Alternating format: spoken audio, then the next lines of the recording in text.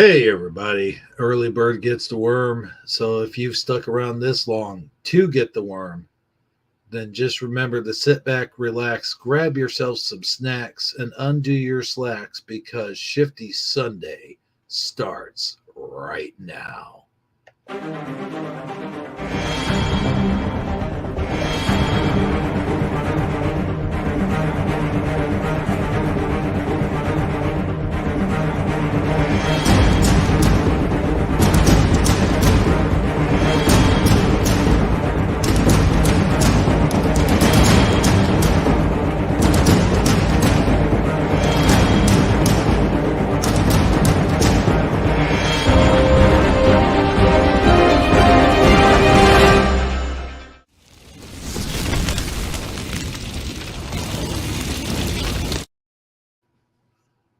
Hey everybody, welcome to Shifty Sunday. I'm your host with the most that likes to burn his toast, Hebro77 here, along with Amazon Lion and Sagittarically Speaking. We got a full panel here tonight, brother. What's up, guys? Hey, Hebrew 77 and Saggy, what's going on with you guys? I hear it's going good here with me. Yep, so it seems like it's time for a Shifty Sunday. I enjoyed the intro as I always do. Something about it seemed nostalgic tonight. But yeah, I'm here for it. What do you say, Mr. Hebrew 77, sir? Well, I'm glad to have you on the panel tonight. It's always something special, you know, when Saggy shows up. But I'll tell you what, it's going to be extra special because we are back from being away on hiatus. Let's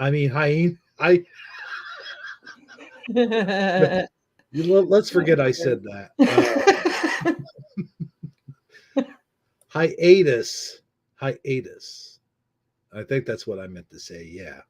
So, and if you're all wondering, yeah, last week I was out sick with a little stomach bug, and well, we're back. So we're gonna start this show off with a bang. I think we've already done that. And like I said, we got Sagittarically Speaking, we got Amazon Line, we got the co-Ackerman out there, Michael Fontaine, and I'm going to read his comment real quick because I think it's pretty cool and it's kind of funny at the same time because he kind of does a thing here at the end that we've been doing all week, me and Amazon Line have anyway. So let me read it.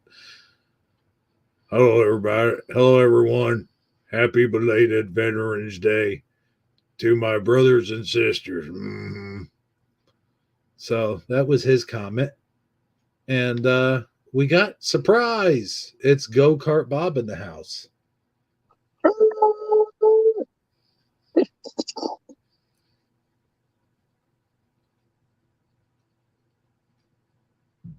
You do that better than anyone I know, I gotta tell you.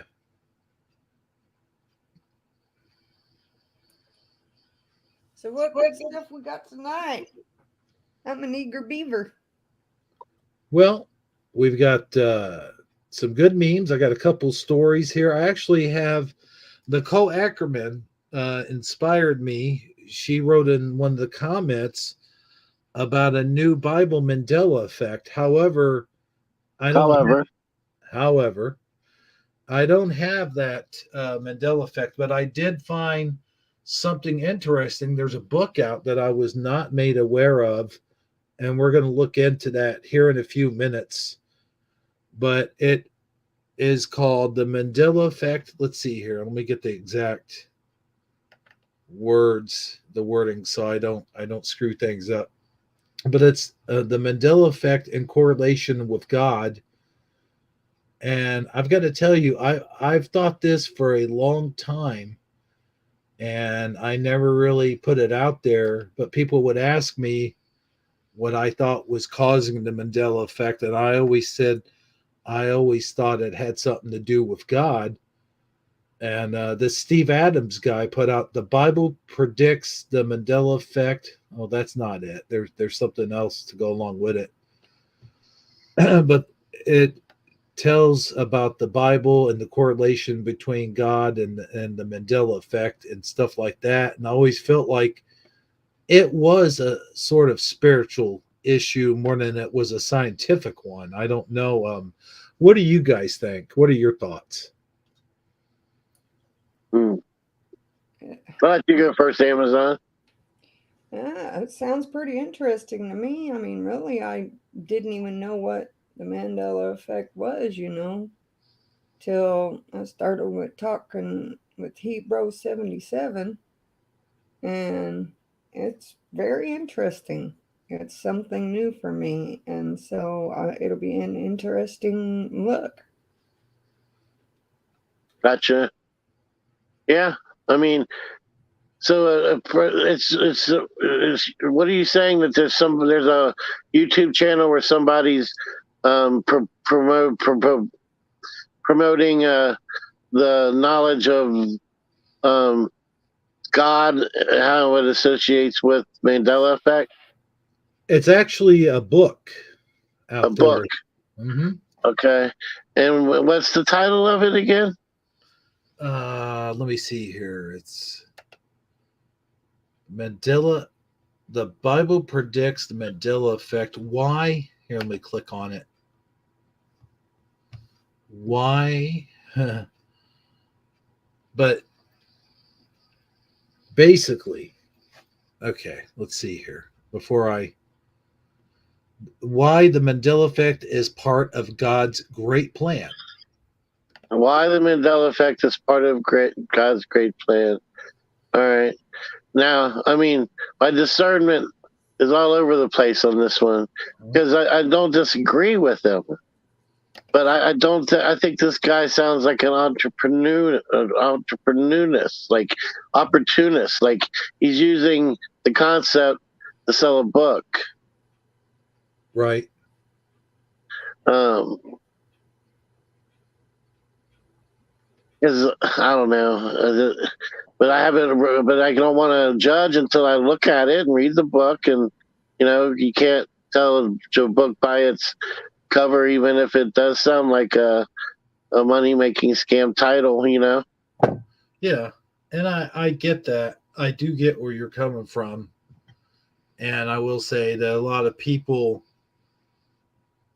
are going to take advantage of the Mandela effect, and they go, I wonder if I spin it this way or if I spin it that way and stick this to the title, especially if you stick God to the title of anything, then of course naturally everybody's going to be intrigued by that, and it's going to make them sort of want to buy it more. Yeah, but at the same time, you can't credit somebody who takes the time to write a book, give it a title, publish it, and put it up for sale.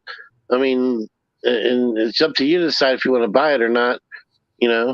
But somebody who's been able to accomplish all that, and somebody chooses to buy it. I mean, that's the American way. That's what it's supposed to be. Now, I would have to say that I would be interested in seeing the book. It does have an interesting title, and it is definitely a subject matter that I would be interested in seeing what somebody else came up with to say about it. That's for sure. Well, we are going to look at the prognosis, All right. but of course, in order to know what the book's about, of course, they want you to buy it. Well, of course. And where did you hear about this book? It just kind of popped up in my news feed. Okay, cool. Yeah. I thought about making a Mandela Effect board game once. Oh, yeah. I remember that. That sounds cool. That'd be very. You have to remember the original the old ways in order to go through certain passages. If you can't remember what it looked like, then you can't go that way. I do remember discussing that somewhere down the line. We talked about that. Yeah. And actually making it. Were you talking about making it into a trivia game at one point? Something like that, yeah. Cards, or you have to draw a card. Yeah. Cool. Each time it's your turn. Cool. Yeah, that would be awesome, dude. Yeah, no. I think so. I think people would buy it. Yeah. I'd be game. I see what you did there.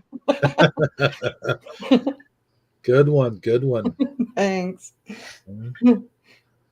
But I no, used to joke about people saying that they remember playing it before. No, wait, I don't. I have a vague. Never mind. I digress. yeah. No, I did have, like, when people would ask me what was causing the Mandela effect, at one time I did have an answer of saying that I did believe that it went beyond science, that it wasn't just a correlation between CERN and opening up a portal and all of this stuff. I do believe in multiverses, but at the same time, I also had this belief that God was sort of choosing us to see certain things in a certain way, maybe putting the puzzles together to believe that there was something else beyond there. But since having said that, my mind has changed quite a bit since giving that answer. But I still do believe that there is something in correlation with that, because when you look at the Bible changes, they're not just simple Bible changes. There are hidden messages in the way they play out and concerning with the Mandela effect, and in my opinion. I don't know. It's a very complicated, complex theory. I mean, just the Mandela effect in itself is, like how many hours of people just talking about that are online available, or for our review, so to speak. People trying to, scratch their head and make heads or tails of it. Then I think that all of the above is the correct answer. There's as much a scientific side of it as there is a spiritual side of it. But if you're a scientific minded person, that's going to be the part of it that intrigues you the most. If you're spiritually inclined, that's probably where it's going to how it's going to profoundly affect you. So I know that I'm somewhere in between, so it does a little bit of both for me. As far as like trying to think it out, like analyze it and make sense of it, and from an analytical point of view, I'm intrigued by it. But spiritually, it's done a lot to affect my spiritual journey, as far as taking me, bringing me closer to wanting to find truth. It makes me realize that there is a spiritual aspect to getting there, that without having that be part of your journey, you're really not going anywhere. You're just finding more. You're just finding more distractions to where you ultimately end up. And that But is hey, that's is just the the way it correlation. goes. That is Yeah. one of the correlations. There's two correlations that I found in our community when it comes concerning the Mandela effect. One thing I found is it has brought me closer to truth, which has brought me closer to Jesus, has been the Mhm. Mandela effect. If not for the Mandela effect, I wouldn't have met people who have taught me such things and have opened my eyes to how I should follow Jesus more and I should become a better person. And I think through the Mandela effect is how I met certain of these people and how I realized how I haven't led my life quite as godly as what I should. And it has led me to following Jesus. And a lot of that had to do with Bible changes. Also, I think when people Mhm. started pointing out Bible changes, that got me into checking out the Bible more, and that got me into checking out spiritual truth more.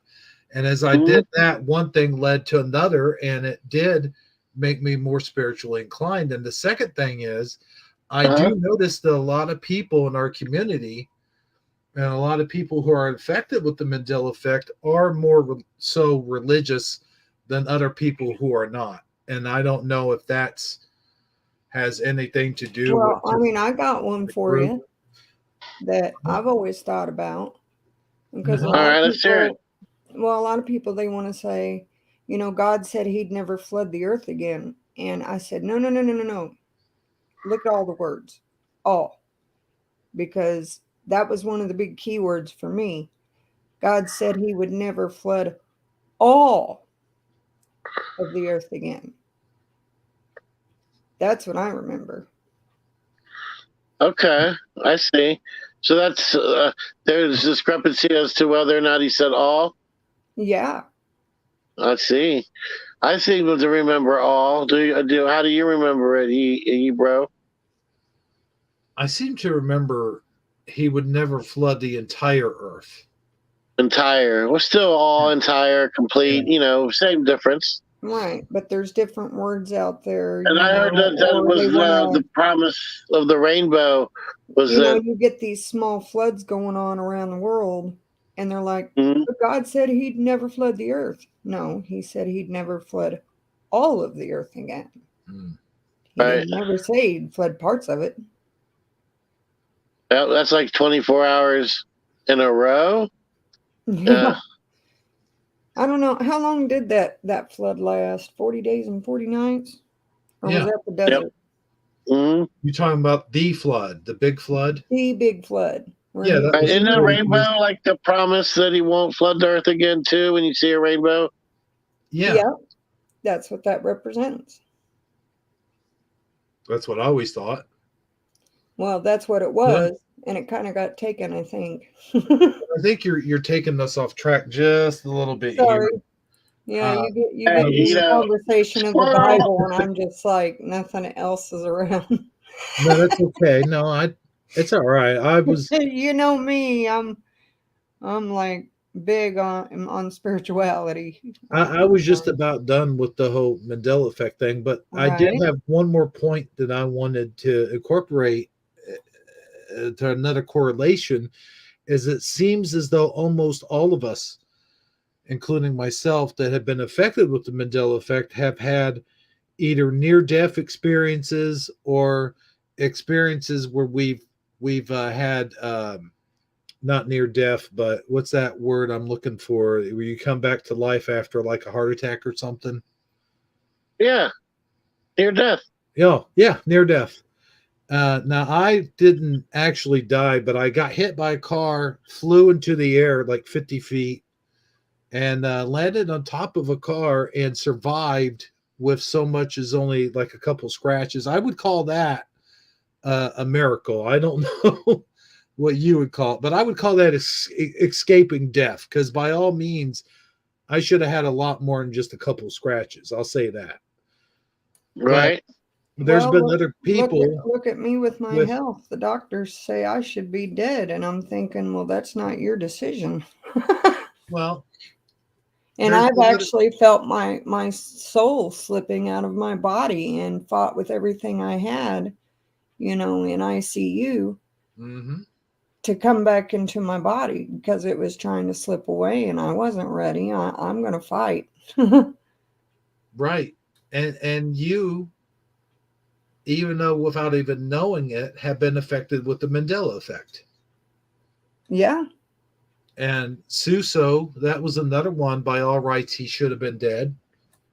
From his story, the way he tells it, he should have been dead and did die and came back. I think, from what he tells it. Yeah. I've felt myself slipping. Yeah, I haven't, as far as I know, been dead, but I have felt myself slipping, and it took all the fight in me to keep my soul in my body. That's It, gotta be a it, terrible it kind of feeling. felt like it kind of felt like a vacuum type deal, you know, where you want to go, but you know your job's here is not done. You know, you just got that feeling, and so it's kind of like your soul is vacuuming back and forth. You know, the suck and the blow action. You know, and you're just the you know wherever you go, you feel like it's trying to suck you up there, Mm. and you're trying to suck your soul back into your body, you know. So Oh yeah, I my mean gosh. it's a huge fight Well, to, that to sucks. stay there. That never mind. I see what you did there. Yeah. Sorry, I had to. What did you say? She didn't even hear me say it. No, I didn't. I You She want to said repeat that that? sucks. I said that sucks. That's great. But no, if Totally you, blows, man. I love it. no, but if you have a near death experience, if you want to tell it, I mean that sounds awesome. You know, With me, yes. well, I mean, I became you might as well say I've been a smoker since I was in the womb. My mama smoked while, I was in the womb. She smoked around me. About 7 years old is when I picked up the cigarette. And I've been smoking ever since then. And it has caused me to have COPD, asthma. I've had a stroke and 3 heart attacks. And, I get things like bronchitis and pneumonia a lot. And the last heart attack is the one that sent me into ICU. And I was sick with bronchitis at the same time and just had fought with everything I had to stay as well as I could. And I remember being asleep one night, just resting there in the hospital. And I felt like this sucking action to my soul. And I was literally felt like I was like, I don't know, it's hard to explain. I was trying hard to breathe. I was taking super big, deep breaths, like, like I was trying to suck my soul back into my body, and it felt like a tug, a huge tug, like of war. And all I know is that I finally sucked my soul back into my body and I sat straight up, as stiff as a board and went, So, yeah, and the thing about it is each time you have those experiences, I mean, that's just one of my near-death experiences. Each time you experience that, you become more aware and more awake than a lot of people, than a lot of humans here on Earth. So Well, they say your eyes are your windows to the soul. no. I mean, You've yeah, ever I heard mean, that I know how before? they say that, but I don't feel like that's it. I feel like it's more in the forehead. In the forehead? Yeah, when I'm trying to suck my soul back into my body, it feels more like my forehead and my heart. It Okay. doesn't feel like my eyes. Interesting. Yeah, I can't say that I've ever experienced anything close to that, but it sounds very intense. It is super intense. It's one of the most intense things that, a person can go through. And it leaves you pretty scared. And I know with all my health issues, it's left me pretty paranoid. It's like I'm not afraid to die, but I don't want to because I'm not ready. I feel like I have so much more to live for and so much more to do. And you Well, know that's what? good, though. That's a good thing. Mm-hmm. That's what I was going to say. And that just goes to show no matter what we have, no matter what's wrong with us, no matter how many years we've smoked or drank or whatever, God's only going to take us when he's ready. You know what I'm saying? Like it's not up to us, it's not up to our health, it's not up to our bodies, it's God's call. It is God's Really. call. Here's another thing that I had went through is after I gave birth to my fourth child, both my bottom and top numbers of my blood pressure were over 200. And my heart rate was super high. And I was told, I was sitting there just pacing the floors, just waiting for my baby, because they got to do things like blood work and measurements. And, if it's a boy, and you want them circumcised, they got to do that. But me, I'm in such a panic without my children that I will stand right there at the window. And even with my son, when they were circumcising him, it's like I knew his cry already. And I couldn't bear to hear him going through that pain, to the point where I had to walk outside and breathe some fresh air before I panicked and went back there and grabbed him and ran out of the hospital. But they told me with that child that I should have been dead. I should have been in a coma or dead. And they had no clue how I was even up out of that bed walking those halls. And every time I have a near-death experience or I'm really sick to where the doctors think I should die, I look straight at them and tell them, you know, how do you know when I'm going to die? Because that's not your choice. When God's ready to take me, he'll take me. But even I feel like my job here is not done yet. He's not done with me. I have other things to do here.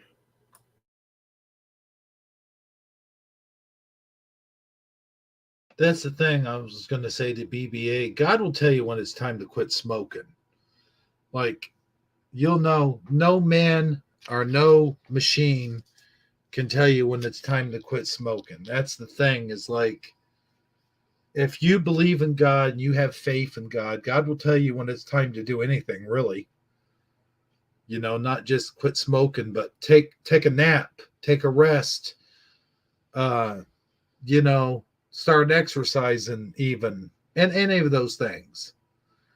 You know, like the Bible says, God will make you lay, sleep in green pastures. I know I said that all messed up, but really, it's true. Like I know there's been times where I haven't even been tired, and then all of a sudden here I am. I'm like, man, what the heck's going on? I didn't even do anything, and here I am sleeping. I fall asleep. You ever do that sometimes? Just fall asleep after not even being tired? Well, you know how I go and go and go, and Yeah. I've got some of the most serious health issues around. You know, I should be laid out in bed. I But mean, like I have you said, ever watched the Hebrew and Sadie show? Come on, man. Yeah. On the Hebrew and Sadgie show, though, they sleep a lot. Though let's just get that. well, I'm usually on the go. You know me, I try to stay up and going, but every now and again, he will call me to lay down and rest. Tell him how long I slept the other day. Oh man, you slept for quite a while. You slept and then you got up, and when you got up, you only got up to smoke a cigarette, and then you went right back to sleep. Yeah, and I was asleep the first time, I think, for over 12 hours. There you go, And BBA. Yeah. I think the second time was, you know, probably what, 5, 6. So yeah, it was a good chunk of time that, you know, I was just supposed to lay and rest. My body must have needed it. And I always listen to my body, especially because of my health. I have to. If it says lay down, that's what I do. Yep. And one thing is we all have that intuition or whatever you call it, self care, intuition. I know that I'm looking forward to getting some well deserved sleep tonight. I stayed up tossing and turning last night, but tonight I'm getting some much deserved sleep. The only reason I'm up right now is to be here doing the show with you guys. Well, I appreciate you being here to do the show with us. Very And much appreciated. you know what? I say we move on to something. I have a new segment which I'd like to call Art on Food, which means every week I will take a picture of my breakfast, and I will show you the Well, it's face, not just your breakfast, it's the eggs. the eggs. Yeah. You have Just egg eggs. art. Egg art. Yeah, that's what it's called, the egg art segment. And that comes right before the memes. Right after that, we're showing memes. What do you guys think? Sounds good to All me. right, let's see this interesting egg art. I'm intrigued. Okay. So initially, well, I'll just show it to you and you see what it what you think it is, and then I'll tell you what it's supposed to be. How about I'm ready. okay, let's go to share screen. I don't like this new version of Google Hangouts, by the way. I think I'm sharing the Google Hangouts, and I don't like that. Hold on. You are. Yep, I'm sharing the whole Hangouts.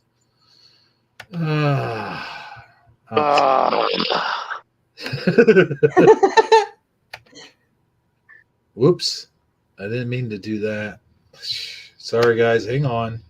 Yeah, totally forgot they were going to the Google Hangouts. Maybe we should have studied it. Yeah.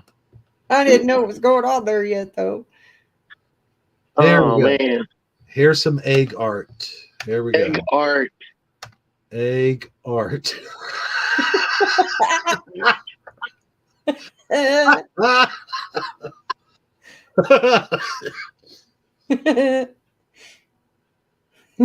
Now the first one. Does everybody want to take a guess at what it is?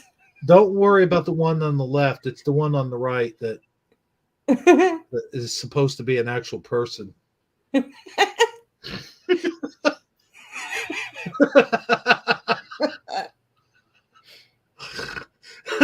have no idea.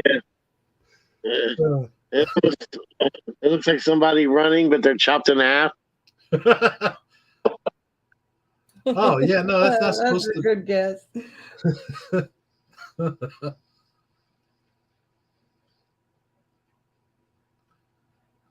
I actually, this is not who they're supposed to be, but I actually think that one there looks like the Pringles man. A little. Okay. Yeah, don't you? Just a little. Like a ghost chasing a pair of legs. In the torso. Mm-hmm. Yep.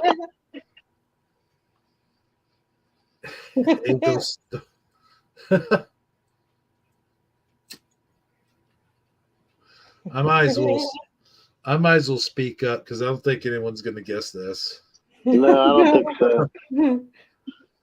Well, the first egg, like it's supposed to be two different faces. It's not supposed to be a body with a face on it. But the one on the left is nothing.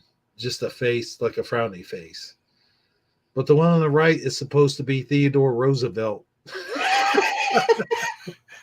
All right. No, I wasn't even thinking Theodore Roosevelt at all. I know. Yeah, he's got the little monocle, with the I think I laughed at that all week.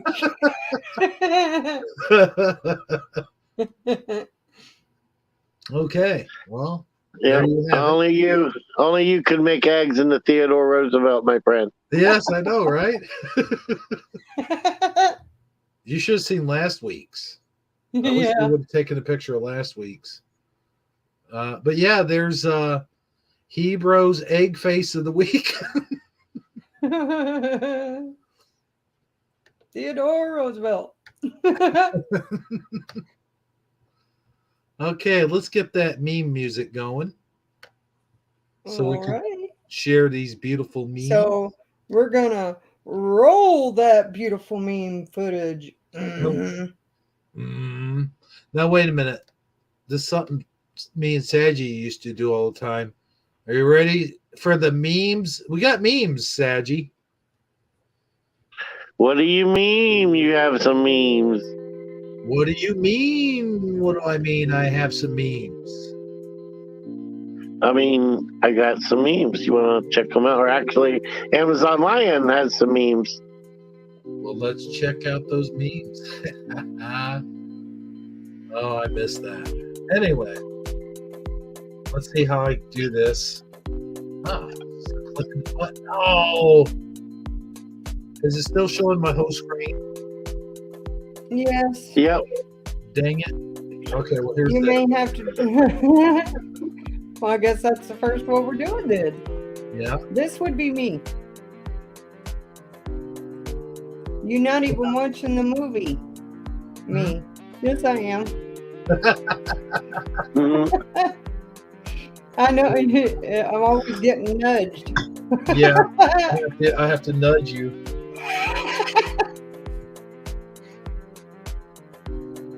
Okay. That's funny. Next meme. Oh, I missed the old way. Yeah, you may have to get it off the screen and then like maybe hit one at a time, I guess. Yeah. Sorry, guys. Jeez. We'll figure it out next week. This new form. Yeah, we'll study it and practice and get the hang of this new system. But here's the next meme.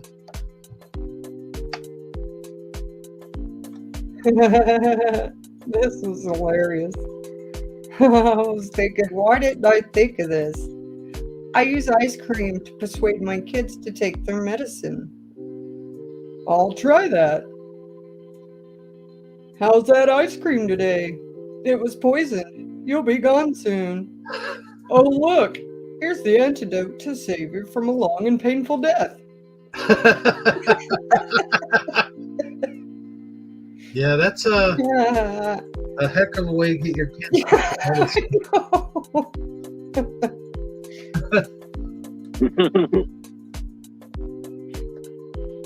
See, that just interrupts the flow, the meme flow, you know?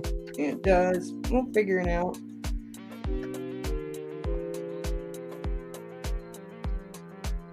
Okay, moving on. You guys ready for this one? Yeah, I thought this was kind of debatable on whether to post, but I thought, oh, the heck with it. You want to read This this is one? Bob. Bob has no arms. Knock, knock. Who's there? Well, it's not Bob. I don't know. It could be Bob. He could knock with his feet. Well, his head is big enough where he could just lean into the knock. You know, just knock with his forehead. Yeah. Oh. Actually, he just bobs into the door. Bob's. That's a good one, Sedgy. That's what I name all the squirrels. Everyone's name is Bob. Well, I'll go out there and start talking to him, while I'm out there. Hello, Bob. What are you doing, Bob? And all this summer and fall, there was number one Bob, and he decided, hey, let's eat, these tree nuts right over the top of her head where she's sitting, so that way the shellings will fall on her. Or we could just throw one at her. This is me right here. I mean, this isn't me, but this. No, but I thought it was funny. Yeah, you took a picture of me when I just woke up, didn't you? The cheese I spilled in the bottom of my oven, watching me bake more stuff instead of cleaning it out. Yeah, if my burnt cheese at the bottom of my oven looked like that, I don't think I'd ever want to open that oven again. I think I'd be throwing the whole stove out. Running away from it, huh?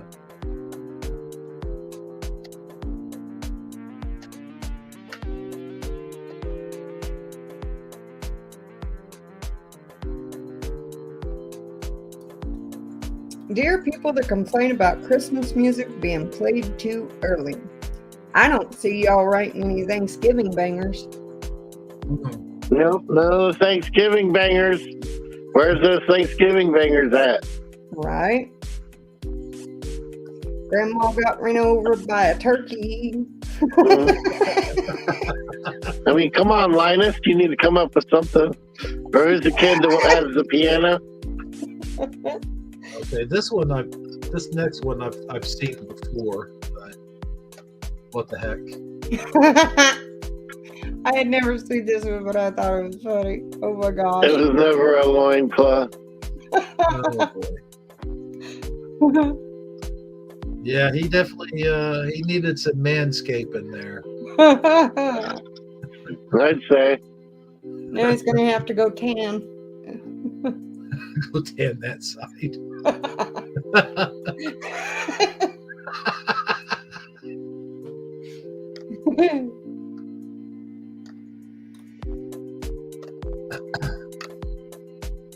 This one, I like to do this one.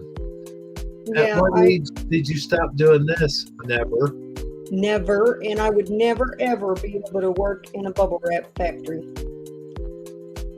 It's never really affected me that much. I get it though. I mean, I have sat there and done it before. Oh, I love them things. I could pop them things till my fingers are sore. It's almost kind of like an ADHD thing too, where you just Yeah, that's why they came out with all that fidget stuff too. poppets.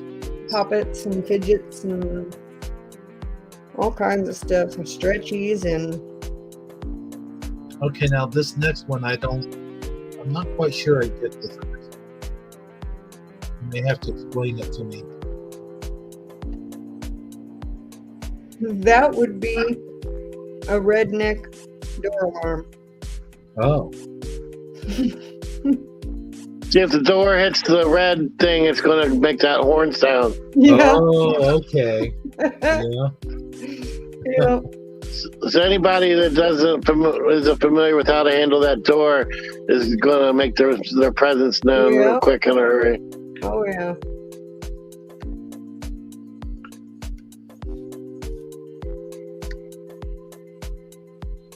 Cheap home security system.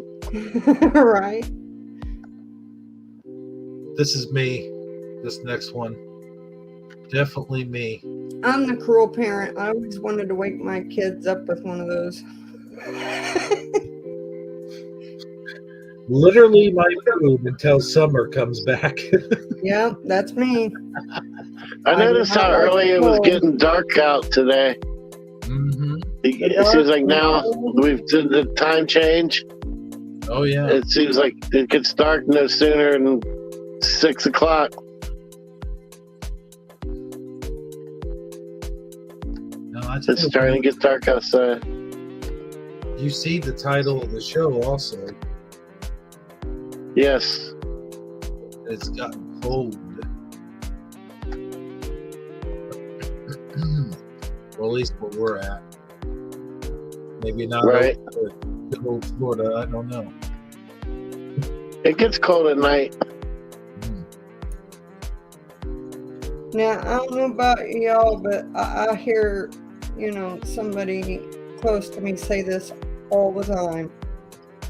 Congratulations, we've really become the people who tell younger folk. I remember when all of this was just woods.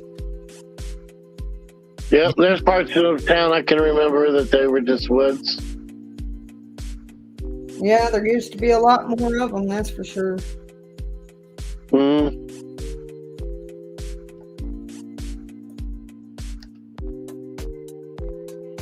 Or cornfield or whatever. Now it's residential or a plaza or a gas station or something's there.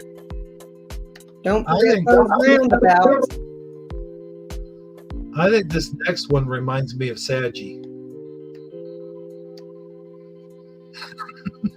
All right, me, if you need me, call me. No matter what time it is, I'll be there for you. Also me. No, that just reminds me of you because you're like, call anytime. I try to call. Hey, I'll tell I you. don't get no answer. I'll tell you a short story. One time we were doing a show and we were waiting for Saggy and waiting for him, and I kept calling him and calling him and calling him, and there was just no getting him up. And I played a prank on him. Do you remember the prank, Saggy? Are you talking about when you sent the police to my house? Yes. Okay. Oh no. You didn't. Oh yeah. Oh no. Part of it was a prank. Part of it was I was generally concerned. And part of it was his way of getting back at me. Yeah.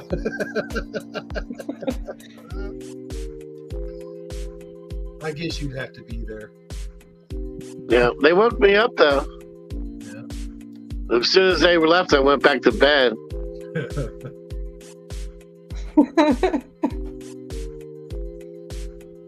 Now this next one's definitely something I would do. I'll let you read this one, Amazon line.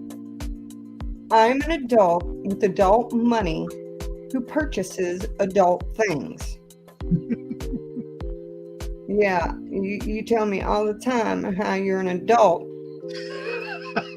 but I'm sure I see at least 2 new toys a week. Yeah, but they're adult toys. I don't know if that's the meaning of adult toys, but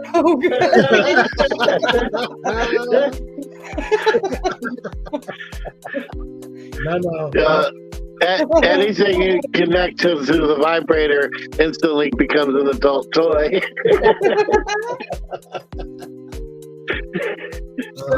So would that cow be like?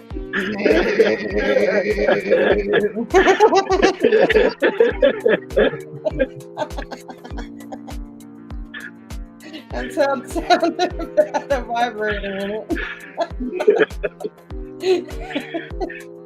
Oh my goodness. I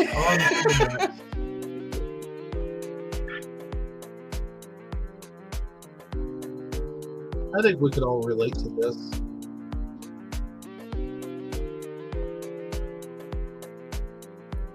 Yeah, this is definitely me. Me making a list of all the things I want to buy this Christmas. Me realizing I've only got $3.47 left in my bank account. Man, the struggle is real. Yes, it is.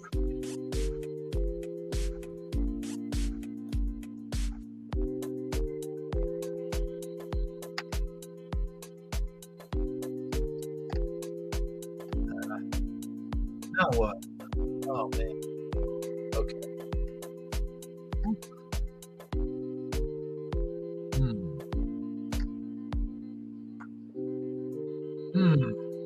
I found a strange piece of plastic on the floor that looks like it broke off of something, but I have no idea what. Better save it in the junk drawer till I die.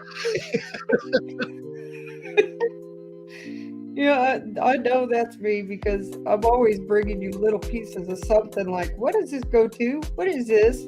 Yeah. Why does it take for somebody to die for the junk drawer to be cleaned out? I know. That's literally when I'm going through stuff and I'm throwing stuff out, I go, well, I better put that back. I might need that later. Yeah. You know, and it's Random about the time piece of you plastic. get rid of it that you actually need it. Yeah. Yeah. And you're thinking, oh, I knew I shouldn't have got rid of it. I knew I'd need it someday.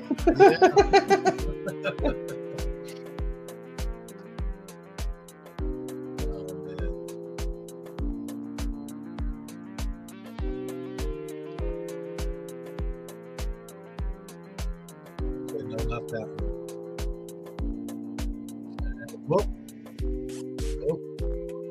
Oh. Sorry, folks. Slight delay here.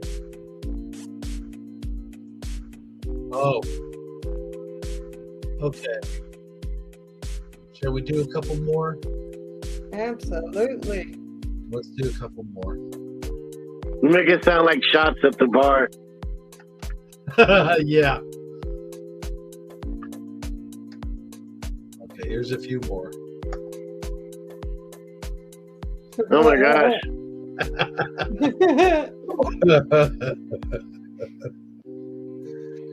Mother Oh, you going? Okay, you go. Mother in the 60s. My hair can't get any bigger.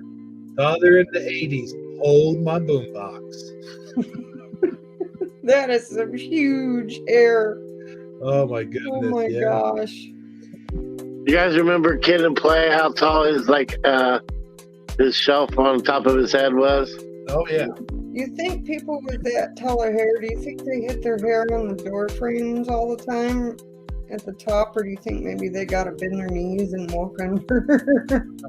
I'll tell you what, they can hide a lot of stuff under that. Well, my hair's so frizzy. I remember when I was a teenager, I got a fly stuck in my hair, and the poor guy was struggling to get out.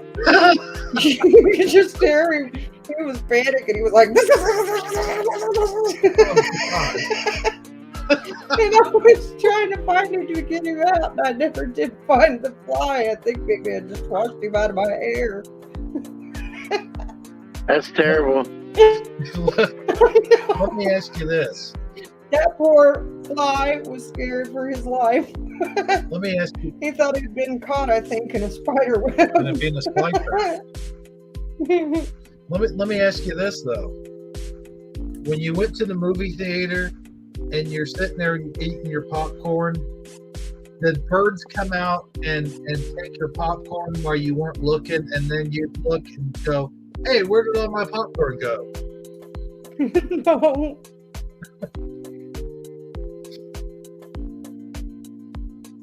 Because that would happen to me when I had a beard, so I was just wondering. Well, you get popcorn stuck in your beard. Yeah, but Can't figure out why you're being attacked by birds. Right.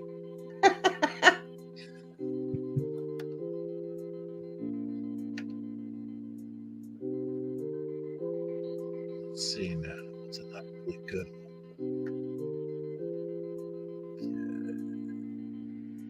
Let's see. Okay, this one's for Sadie. As soon as I can get it out there. You guys, let me know if you've ever seen this in Florida. Let me know. I figured you'd get a kick out of this one, Sadie. This one's for you. I've seen this one before. It's pretty funny.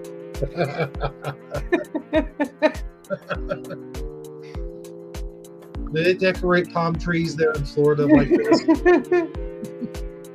Apparently they do. This is visual proof that it exists.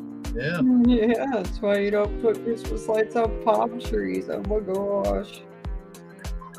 Technically, they all don't have quite that exact shape. You're right. Some of them are kind of tilted to the left or to the right, or Yeah, have a bow in them. But I digress. And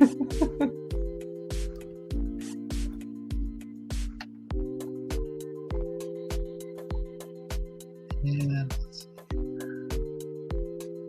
One more.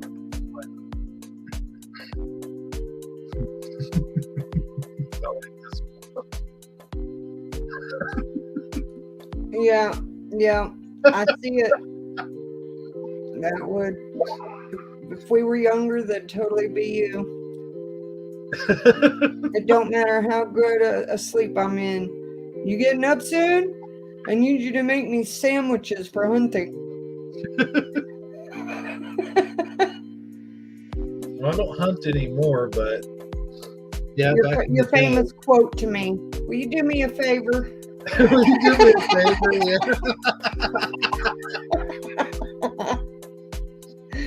That's what I'm going to put on your gravestone someday. Will you do me a favor? You know, you should set a McDonald's unsweetened tea. Yeah, with 4 people and lemon. Yeah. Every single day. From McDonald's. All right, tell you what, let's do one more and then be done with this. What do you think? Let's do it to it. Yeah. Okay. Oh, am I sharing the whole screen again? But you're practically there now. You might as well just click on it. No way.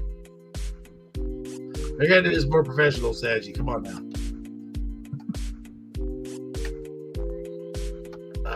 There we go. Okay. This, obviously, is my favorite. And I'll read it. Thank you. Okay, let's see if I can do this in his voice. I had a happy childhood. My dad used to put me in tires and roll me down hills. Those were good years. What do you think? You think those I are thought good? you'd like that one.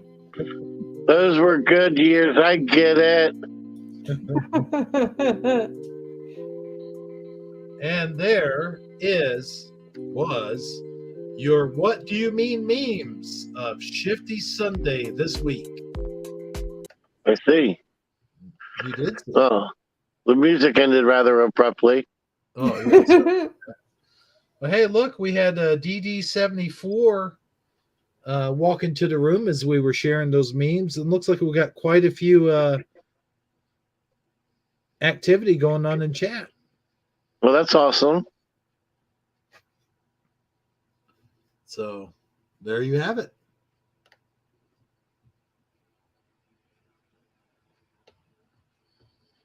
I can't even scroll up the chat. My computer's moving so slow right now. But Amazon Line, take it away. Take it away. Where am I taking it away to? I don't know. You got stories. I got stories. Yeah, what do you got for us? What do you got on the agenda? Yeah.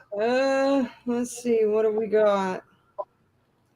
Mine would just be. I'm scrolling. Hold on. Scrolling. Keep that doggy rolling. Well, in between the cat meme and the dad poisoning the ice cream, there's a couple of things I posted there. Little Facebook watch videos if you want to do that. Let's watch a video. Yeah. Now, what was it? Oh, yeah, I definitely want to share this cat video. This one's pretty awesome. Yeah, I'd share it, but you haven't taught me how yet, so that's something else that's on our to-do list. That's something, yes, I got to show you how to share things. Let's see. Where was that? Got a lot of memes here. Yeah, just keep scrolling up till you see the cat sleeping, where they're watching a movie. I think I've already scrolled past You that. fall asleep, yeah, you gotta go back down then. I do? Yeah, because it's underneath that. There's two Facebook watch videos. Okay. Let me go up. All right. I won't be able to pause this because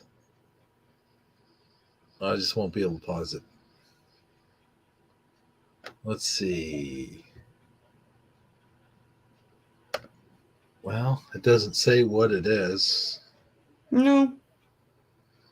We'll surprise ourselves. The Young Turks. What's this? Back up. Get out here right now.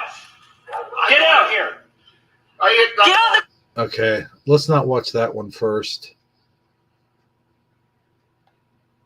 Actually, hold on. So what is this video that I'm about to play here?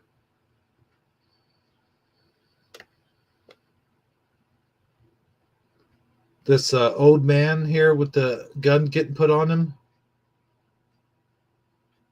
Amazon Line, you there?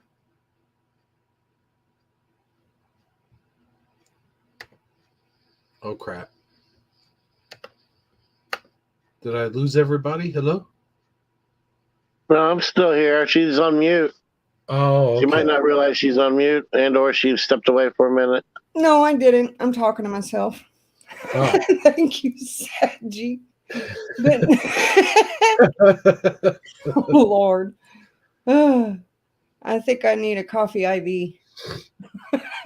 Oh, gosh. But this one is about how the cops didn't investigate enough with a drunk girl who had called the police and said that the person next door was being violent, but it was actually like a 75-year-old man and was just trying to get them to calm it down. And the cops actually did not investigate enough, only talked to the girl for about a minute and a half, and then went over there next door, banged on his door. He answered, of course, with, some form of weapon. I won't say what it is. And then they tasered him. And so if you want to watch that, you'll see how his outcome was on the whole thing. I thought it was very interesting to watch, and I thought that everybody else would like to see it too. Okay, I think. But it's when law enforcement lately, they're not really, doing what it takes to protect the people. They really don't feel like messing with the whole lot right now because of we were talking about it earlier. Mm-hmm. Yeah. Now let me know if I'm sure. Am I sharing my screen? I see a black screen. Okay. Yeah, it looks like you're ready to press play. Okay, I am sharing. I think so. Okay, let me know if I have sound. You guys ready? I'm ready. Yeah. Okay. Back up. Get out here right now. Yeah, we have audio, but no video. Audio, but no video. Okay. Hold on. Okay, let's see. Something I did here. Present. Huh. Okay. How about now? Yeah, now we can see it. Yeah. Okay, just gotta make the screen bigger. Here. Get on the ground. Oh, No. Is that as far as it goes? That 75-year-old man is Hold on. unarmed Yeah, and okay.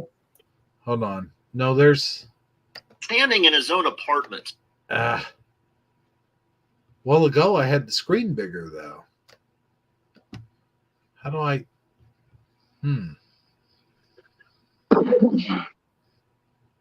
It's the two little arrows, isn't it? Yeah, but I can't. Where are they? They're next to the speaker. Hold on. Mm. I'm gonna refresh the screen. Back up. Get out here. There it is. Some Right. reason. No, the two arrows are right next to the speaker thing. The little Speaker thing. go down. See the two side way arrows? Go to your left a little. No. Keep going. To your left. Uh-huh. Now you went way too far. Yeah, I don't have that on my screen though. Oh, you don't? Mm-mm. Because you can see your speaker, so if you look to the left of that. So I can see it on that screen. Hold on, guys. Give me 1 second. There's a hiccup here. I don't know what's going on. But I can see it pretty good as is. Hold on. Let me just a little hiccup here.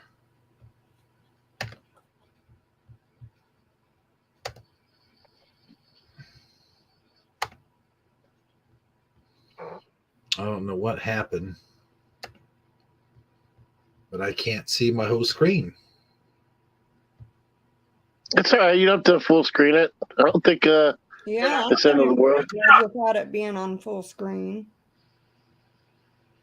I like to see it on full screen though. Hold on. No, it won't let me. Huh. That's weird. There it is. Okay. Now I just got to go back and share it again.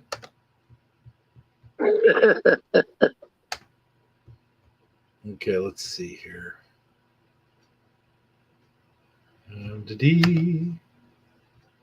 Okay, there's the black screen. Okay, am I sharing my screen? Yes. Yeah. Okay. There. Now.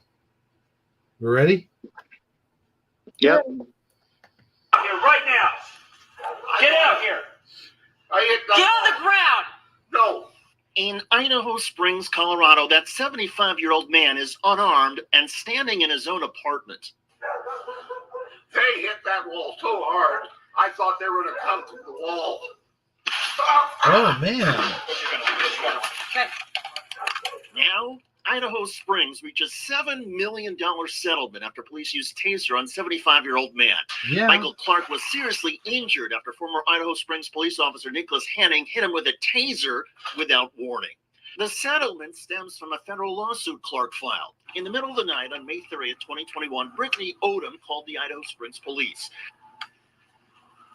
She claimed the man in the apartment next door, 75-year-old Michael Clark, had banged on their shared wall to tell her to keep the noise down. That was the neighbor right there. And that he had then punched her in the face Wait. This is Brittany. and This is knocked one that her got hit. BF out. I live here. This is my friend Brittany.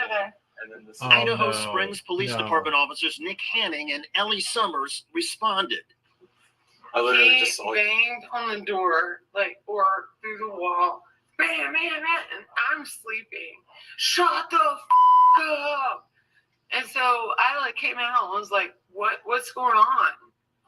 He busted all my shit. My nose, my mouth. However, Odom had no visible injuries, Really? I want and there was not a drop of blood anywhere. serving you. And he was like, shut the up. Boom. By most accounts, she was extremely drunk. The police He's couldn't white, see that. black, He's Hispanic. white. I don't. This is some crazy stuff, man. They're making up this story on this old man, and the police are totally believing her, even though she has no visible marks Yep. or And anything. they can even smell the alcohol. They could tell that she had been drinking.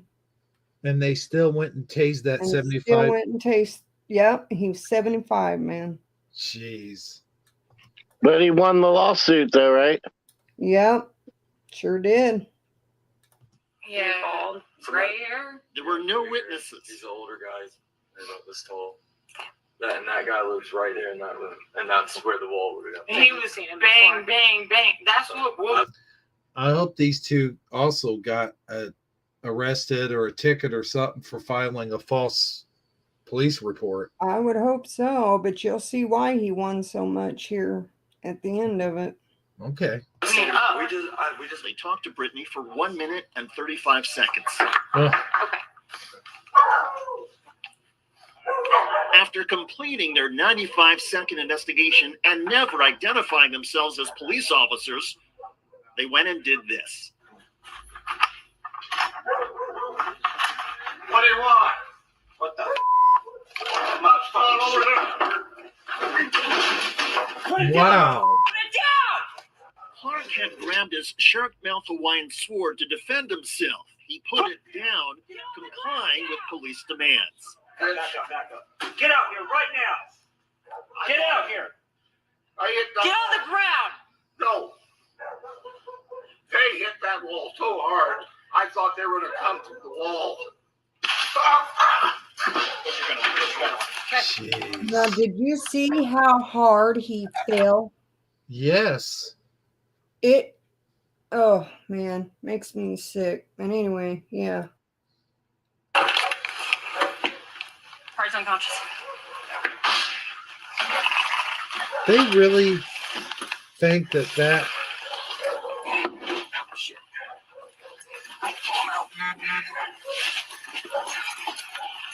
He's not even responsive 207 right now. Floyd. Party came out with a machete. Actually, Machete? he put the sword They're down trying to say he came out with a machete. Look what they do. anyway. Michael Clark was struggling to breathe when Officer Fanning used a knee Uh-oh. restraint that has caused death. yeah.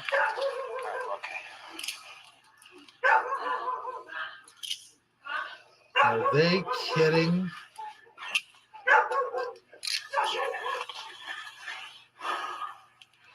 While the police waited for Michael Clark to regain consciousness, Sir? Officer Hanning went and took care of more important things, Talk to me. like moving Michael's sword from up on the shelf inside his home and bringing it out into the hallway. What? that big bat that he's holding. Yep. Looks like a freaking. They basically planted evidence on him. They did. Now listen to the old guy. Listen what he says. Did you have to hunt for it? It was laying right there on the ground when I walked in. What? All right. I did not get that down. Not arguing with you. I did not get that down. All right. We're going to sit up. I did not get that down. I'm gonna go down with you. It was on. You want him out of cuffs up there. up here? Did you go in my apartment and look for weapons? Mr. Clark, you're going to sit up. Did you look for guns and look for weapons? We don't need. They don't need to look out in the apartment. They're just here in the hallway. At this point, Michael Clark still has no idea that he's accused of assaulting another person. The What is EMT. going on? I've done nothing wrong. Wow. What did I do? What's that? What did I do? Punch that girl. Huh? Punch that girl and then answer No, the door with a freaking machete, man. No, that is absolutely false. All right. Okay. We're going to stand here on I did not come after nobody. Okay. You're dealing with me now. We're going to go down to the ambulance so I can. I was just in bed. Clark was taken to the hospital where, as a result of being tased and hitting his head, he suffered a stroke, causing permanent cognitive Damn it. impairments and permanent loss of his independence. As for Brittany Odom, the seemingly drunk woman who called police, I got knocked out my face. if the officers had spent a few seconds checking her name and record, they would have discovered some credibility issues. In Florida in 2016, she was convicted of fraud for lying to police. Hmm. In 2011, she was charged with felony aggravated domestic assault. And in 2012, she was charged with attempted murder of her own husband. According to public records, So, That I was mean, insane, was it not? that's crazy. They, And all they had to do was spend a bit more time yeah. on looking everybody up, and they would have seen that that girl's lied to cops before. But those cops, they didn't Not even only come did they, close to doing their job right. not only did they not do their job right, but they planted evidence on him. Yeah, they did. They did that They lied. 25-year-old man wrong. They lied. They mistreated him. I mean, Yep. that was terrible. Yeah, I agree. thought it would be an interesting story to put out there. Mm-hmm. Yeah, it was definitely interesting. I think I'm going to head out, guys. I'm just having a hard time keeping my eyes open. Okay, well, thanks for being on. Yeah, thank you for being on, and hopefully we'll see you again back on soon. Yeah, hope everybody in chat sticks around and enjoys the rest of the show. I want to thank you guys for letting me be here, and I'll definitely be back. I'm just super tired. It's been a long day for me. I've been up since early this morning, and I just wanted to make sure I at least got to come on and hang out with you guys for a little bit. Appreciate it. Thank you. Thank you. All right, I'll talk to you later. Bye-bye. Later. Have a good night. Oh, that was cool of him to come by and Yeah. hang out. I want to talk more about that whole incident. So I'm going to go ahead and play the rest of that. All right. So he filed a lawsuit, right? Or his family did, I guess, I assume. I don't remember who it said. Just imagine the family. Just imagine the yeah. family with the Yeah, family. 'cause now they got to take a man who was independent, Mm-hmm. you know, and now he's not.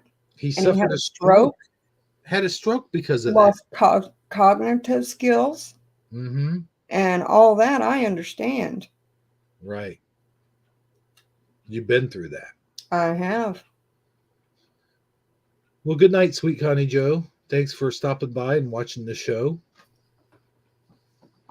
But yeah, that's terrible. That's just blatant. They blatantly planted that evidence out in the hallway. He had put it in his apartment up on the shelf, and they took it out of there, out of the apartment. Out of the apartment and put it in the hallway.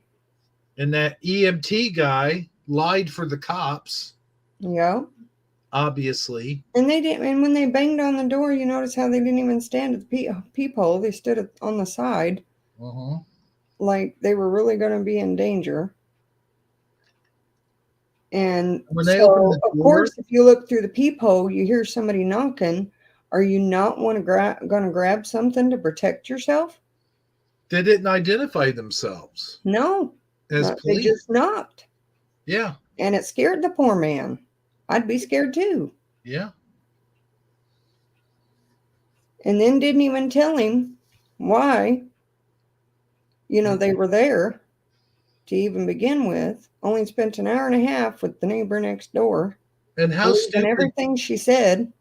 How stupid is that cop to, number one, smell the alcohol in her breath.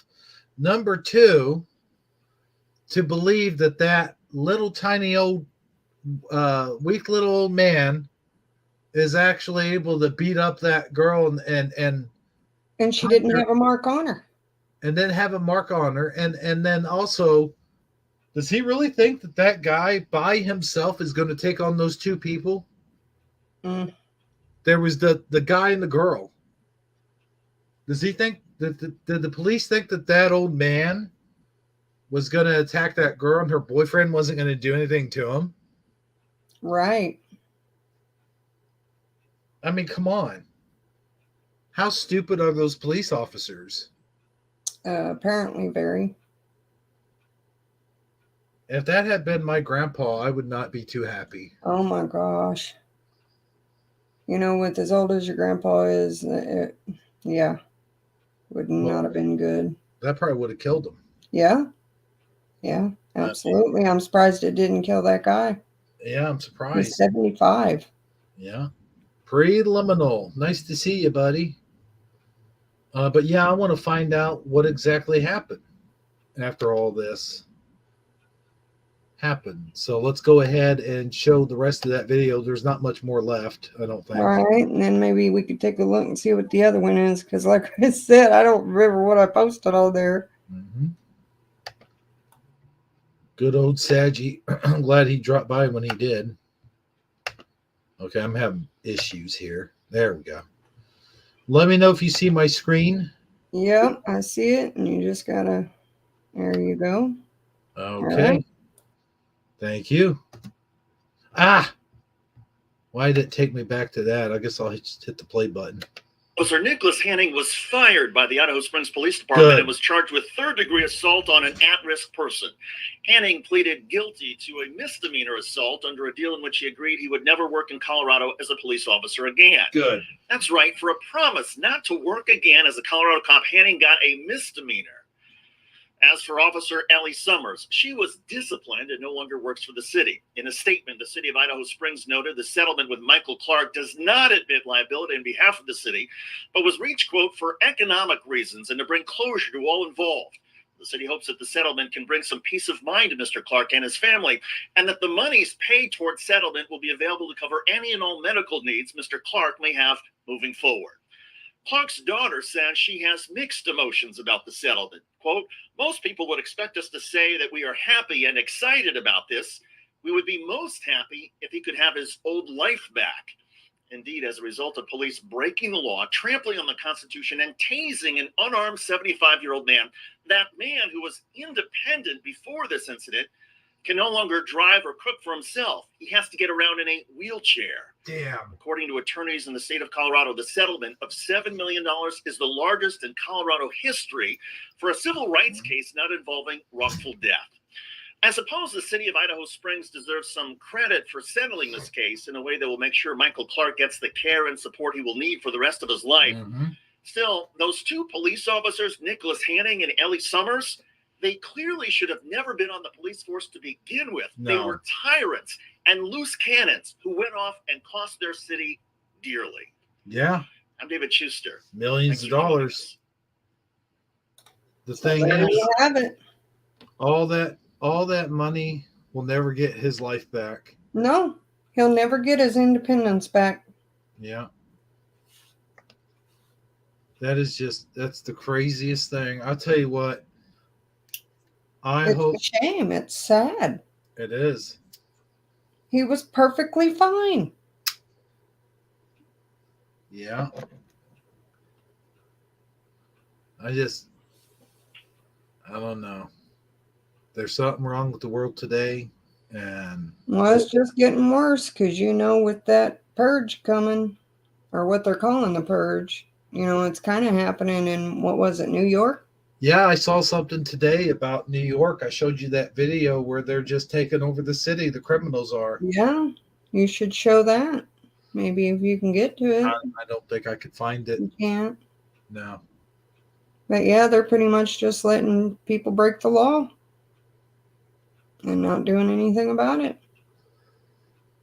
It's lawlessness. It's almost kind of like remember Back to the Future Part 2 where he goes back and he messes up the timeline, and then when he comes back to that timeline, that it's all messed up, and Biff is president, and they're all hooligans running over to town, and the school's been burnt down, and it's just chaos. That's pretty much what New York is right now. Right. Yeah. So So what was that next one? Or do you want to go on to something yours? Next one should be the cat video, right? Yeah, I think so. Well, let's show that cat video because we need something positive. Yeah, the little baby kitten. Mm-hmm. Yeah, I think that's what that one is. That's what we need right now after seeing all that. Well, now wait a minute. No, that's not it. You sent me something else here. What's that one about?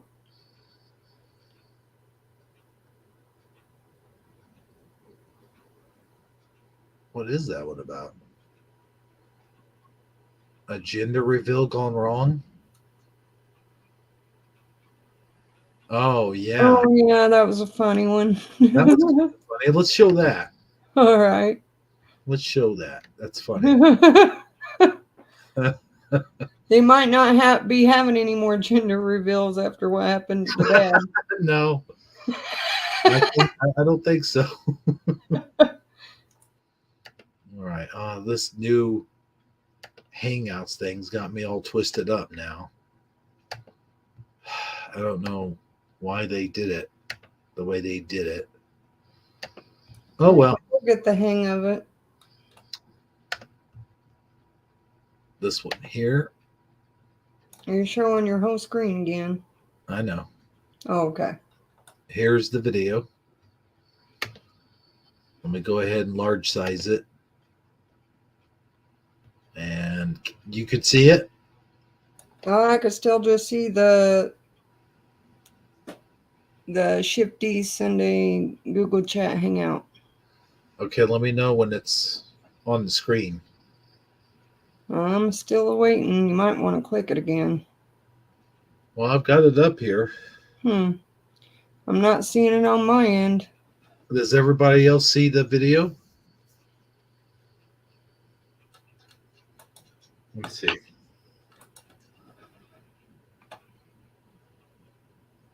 Because I know a while ago when that happened, Saji could see it. Yeah, it's still showing the... What the heck is going on? Like I said, you may have to click it again. Like in the Hangouts. Let me try something else. How about now? I can see us. Really? Well, there's something strange in the neighborhood. Share the screen. There it is. Okay. Now I've got it. Okay. That should get it. Yeah, that's getting it. Okay. There we go. Now you just got to push play. Well, I gotta. Oh, got to turn it up. There we go. All right, here we go. What do you think, babies? Do you think it's a girl? Should we find out? Yeah. So, what colour do you think to be for a girl? Pink. And what colour do you think to be for a boy? Blue. Okay. Oh no. Oh, that's right. Zone it up. Oh.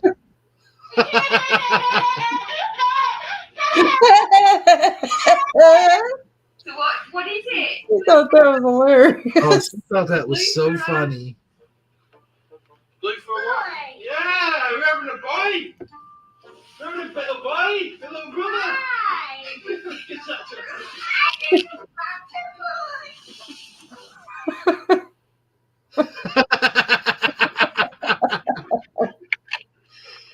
Oh, that's good. That was good. She was having a blast and even laughing at what happened to Dad till she found out it was a boy. Yeah. Well, there's that one. I don't know where the cat Well, let me thing went. This new Hangouts format just I hate it. I don't even know if it'd be up at the top. I posted so many of the Yeah, the memes. yeah, it's way up there.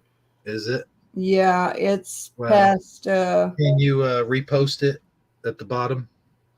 let's see how I do that. You just copy it, I think, and just 7 good years, 7 bad, or is it? Let's Hold see. on just a minute and let me grab my phone if you want me to. Yeah, Okay. if that's easier. So yeah, I'm gonna read some of the comments here. I've read all the Go-Kart Bob comments. They came to the door, yelled at him, and attacked him. Yeah, basically. Jonathan Kahn, what has possessed America? Is that what you're wanting me to look up? Is there something there I need to look up?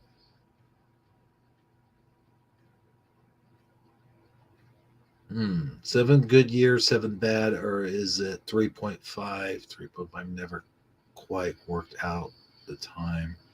7 years, 3.5. Indeed, was always unsure of the time frame. Okay, so there's something I guess I need to check out. I know you mentioned it earlier, but we were into the memes, I think. Go back to what caused the Mandela effect. Yeah, the peanut butter cookie theory. Yeah, I kind of messed up on that. I was I'll be honest, I was not completely in my right frame of mind when I did that video. Some of the stuff made sense, but other stuff I had a good thought. I had a good thought going, and then I lost the thought right in the middle of my thought. Well, here's a thought. I just sent it to you. Okay, good. When I was trying to explain my last video to Go-Kart Bob about the Mandela effect, and yeah, I was having a little fun that day. Let's put it that way. Yeah, this next video we'll take a look at. I thought it was one of the sweetest things.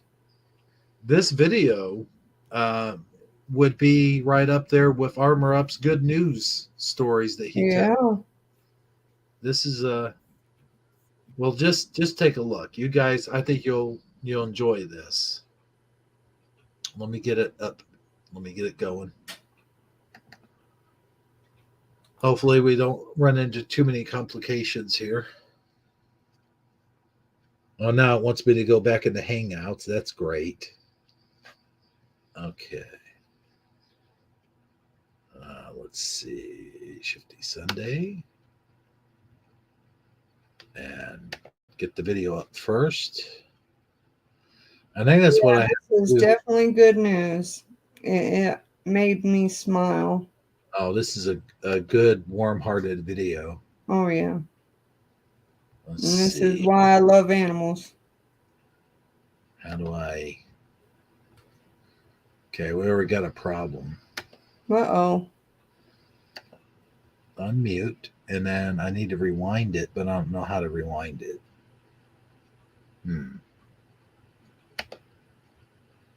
Hit the refresh button. Let's see what happens.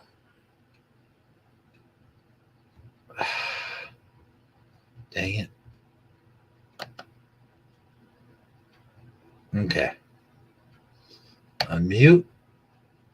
And yeah, here we go. Let me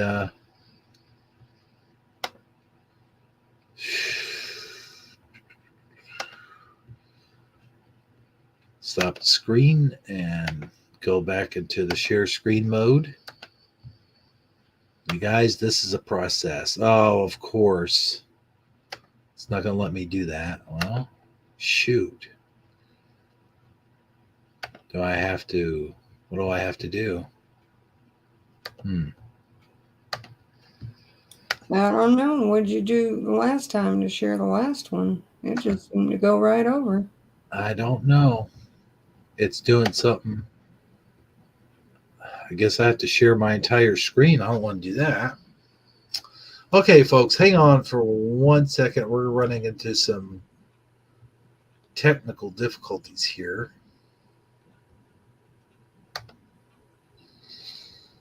Okay, let me... Or is it a difficult technician?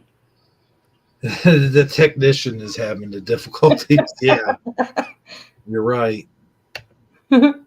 Let's see. Whew. This new Hangout format is just terrible. Yeah. I was looking it over myself before we got on. It's going to take some practice, but we'll get it. Yeah. No sweat. Well, I don't know. I heard you shooing. Yeah. Mine comes with a whistle, apparently. Well, this is... I can't really share the... I don't know. All right, let's see what's what and who's who and how's how. I don't know how to do it, but we'll just do it like this. Share the whole... Yeah, share the whole thing, I guess. And then... Okay, let me know if you can see my screen. What screen are you seeing? I'm seeing the whole thing, and I guess if you just maybe get down on there on the words that says dogs teach us about gratitude, love, and compassion. Shoot. Instead of tapping on the picture, tap on the words. Yeah. Yeah. And see if that'll do See, it.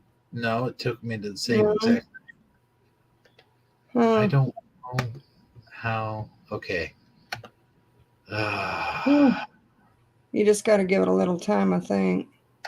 Because Oh, it seems like it wants to pop up on there and then it disappears real quick. let's try this. Let's stop the screen. Sorry about this, guys. Yeah, I just got to figure out how to It's a activate learning this process. thing here. I don't... Okay. I think I've got it now. Let's see. I should have it now. No? What the heck? Hold on. Well, if we can't get it, maybe we can share it next week. No, I can't get it.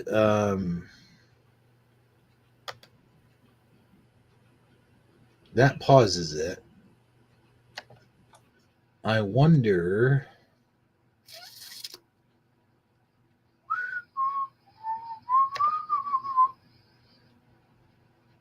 Saved real to pro. I don't know what that does.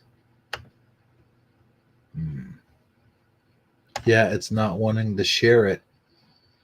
The only way I could possibly do it is if I share the whole screen. Let's see. Video file. Let's try to do it that way. We got 15 more years max. They're talking about Revelations, I think. Let's see. And my computer's kind of running sort of slow here.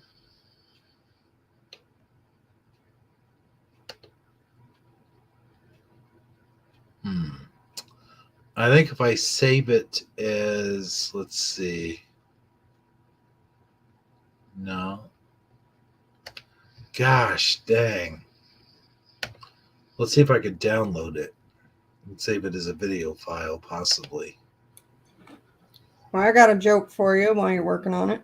Okay. You ready? Mm-hmm. Where do bad rainbows go? Where do bad rainbows go? Prism. It's a Prison. light sentence.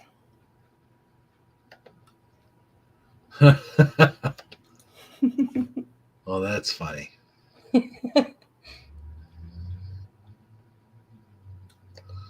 Man, I just can't do it.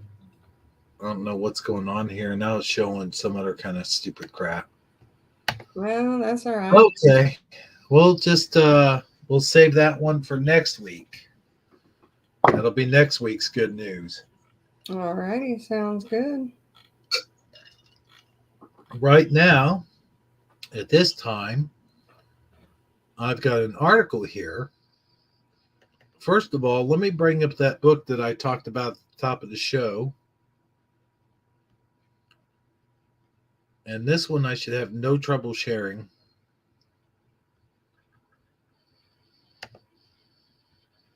Let's see. Man.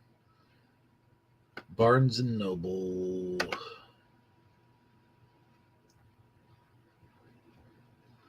Now, we can only read so much of it. So, let's see.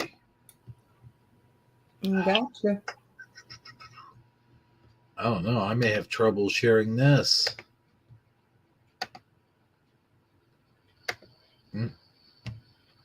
Well, let's try this.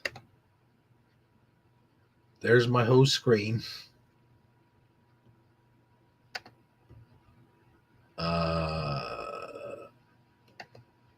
Can you see that? Am I sharing this?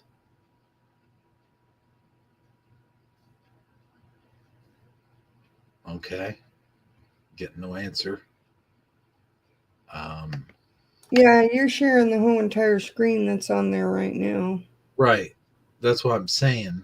Yeah, comments and all. But what's sharing right now? Everything. Everything. Everything. All right. Well, let's stop doing that. And then you shared it a third time. That's hilarious. Okay, let's do this. Try to go back into Hangouts. Man, this stupid thing. I don't know. Go into Hangouts. Yeah, I think we forgot that they were going to Google Chat. This week we've been so busy. And let's see here. Let's see. I mean, I could read it. I could just read it because it's just an article. All right. I don't have to share the screen here. Okay. So I'm just going to read it. Sorry, guys, that this is not going on the screen. Okay, so the Bible, or rather, the Bible predicts the Mandela effect. Why the Mandela effect is part of God's great plan. Okay? Have you ever heard of dead humanity theory? It says that humanity died on 21st of December 2012. Now, I have heard of this theory a long time ago. Exactly as predicted by the Mayans, this might come as a big surprise to you, given that you no doubt believe you are very much alive. But are you? Have you noticed that things have been getting seriously weird in the last few years? Things don't seem to be as real as they used to be. We seem to be in some fantasy world getting more bizarre by the second. People are behaving extremely oddly. Have we all actually become ghosts and just don't realize we have actually died? Dead humanity theory says that 21st of December 2012 was actually when we were uploaded overnight into technological singularity and became part of an amazing simulation, a true matrix. Our bodies became avatars so realistic we couldn't tell the difference, or we were programmed not to see any difference. We were given new reality principle, which was to accept the simulation as reality and to believe we have always been in this reality, when in fact only entered it a few years ago. Our memories were adjusted by the Readjustment Bureau to make everything seem normal.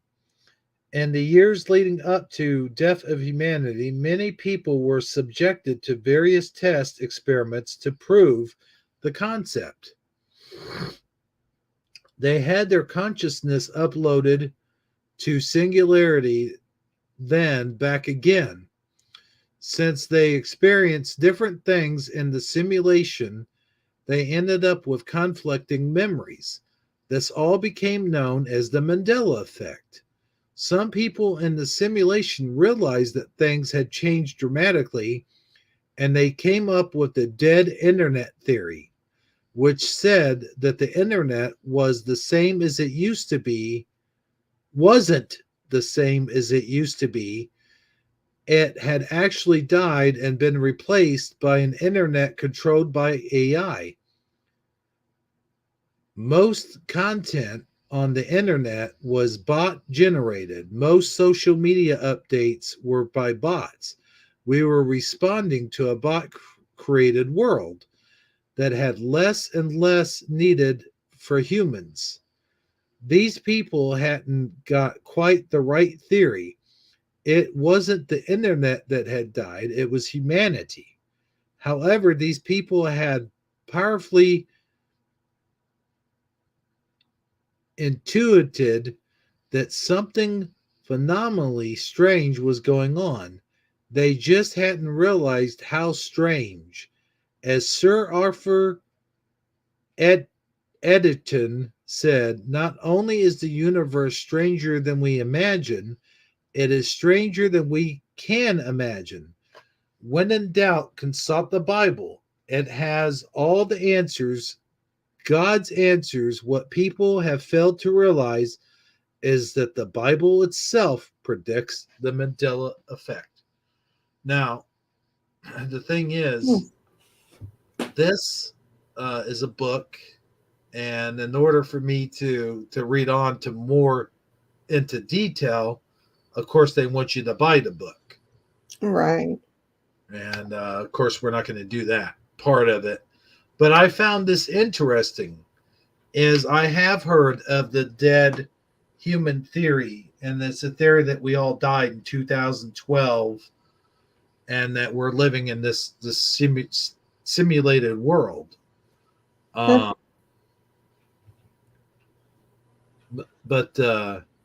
I have two problems with this theory, however. And the first theory is that not everything that has changed, that people have noticed the change. And the things that people have noticed change, not everyone has noticed the same change. It's different for everyone. And the second part of that is that people do actually die in this reality. So if we're all dead and this is all a simulation, then why are people still dying? That's my Exactly. And why are thing we about still sick? And, Mhm. couldn't they have made us better? You would think so. I mean, that is my whole take on it. But according to this book, though, it's not a simulated reality. That it all ties into God's plan. And you know, with that aside, I really wish we had Saji here with his input, because he does have some really good input into this type of thing, which I really think he could bring to the table at this moment. Not that we are slouches ourselves, but he's had experience with a lot of this and knows, he would have a lot of good insight. Well, But I mean, I do have conflicting memories, like yeah, I feel like they're all mixed up. Like there's right. memories I have, but I couldn't tell you, exactly all which ages they were. I get those mixed up. But I mean, as far as the Mandela, as far as it being all part of God's plan goes, I'm not quite sure that the Mandela effect somehow tied into his plan, but there has been significant changes, and especially that in the Bible. And we'll talk about those Bible changes here in just a moment. But I want to know your take on what you think has caused the Mandela effect, because you're coming to it from a place of freshness, which means you haven't heard all the theories about the Zion and the Matrix theory and the what's that word? No, but I mean, I just before I want to hear knew your what it was take on it. called, Hear what? when I started thinking about things like that, Mhm. was actually after I watched Men in Black Mm, and I seen the end credits, right, where they're sitting there playing marbles. And one right. of the marbles is planet Earth, and it just got me thinking, and I sit there and think, I mean, things are huge compared to planet Earth. Those other planets, like, are we really just sitting in the palm of God's hand? As something smaller than a speck. And I've also, like, through childhood, I would sit there and watch the ants or other kinds of insects do their work, and think somewhere along the line we are just like those ants. We are small, we are nothing. Mm-hmm. So even before I knew what Mandela effects were, or, IAs or AIs, is that what it is? AI, And yeah, artificial yeah, intelligence, yeah. I started thinking about it even more. Like I said, once I seen Men in Black and they were playing those marbles, and I was like, ooh, I got this strong feeling like, huh, interesting. Well, even in the second one, where he goes to that locker and realizes there's a whole civilization Yeah. inside that locker. And then when he shuts the locker there at the end and it zooms out and it shows him and the entire earth being inside of a locker. Yeah. I mean, how do we know? We don't. No. How do we know that aliens aren't playing marbles? And that we're one of the marbles, or what lives on one of the marbles. I mean, Right. That wasn't from Earth. That was the universe, Michael Von Tate. Yeah, it was like crazy. But it is possible. I mean, when you think about the expansion of the universe, yeah, it's infinite. And I believe that there's not just one universe. There's infinite universes. That's the way I feel. Mm-hmm.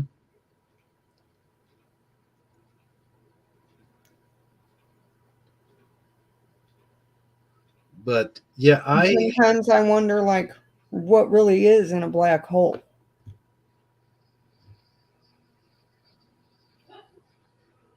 But you also have the possibility of the multiverse, where there's many universes out there trapped inside of one singular universe where we can't see the whole picture.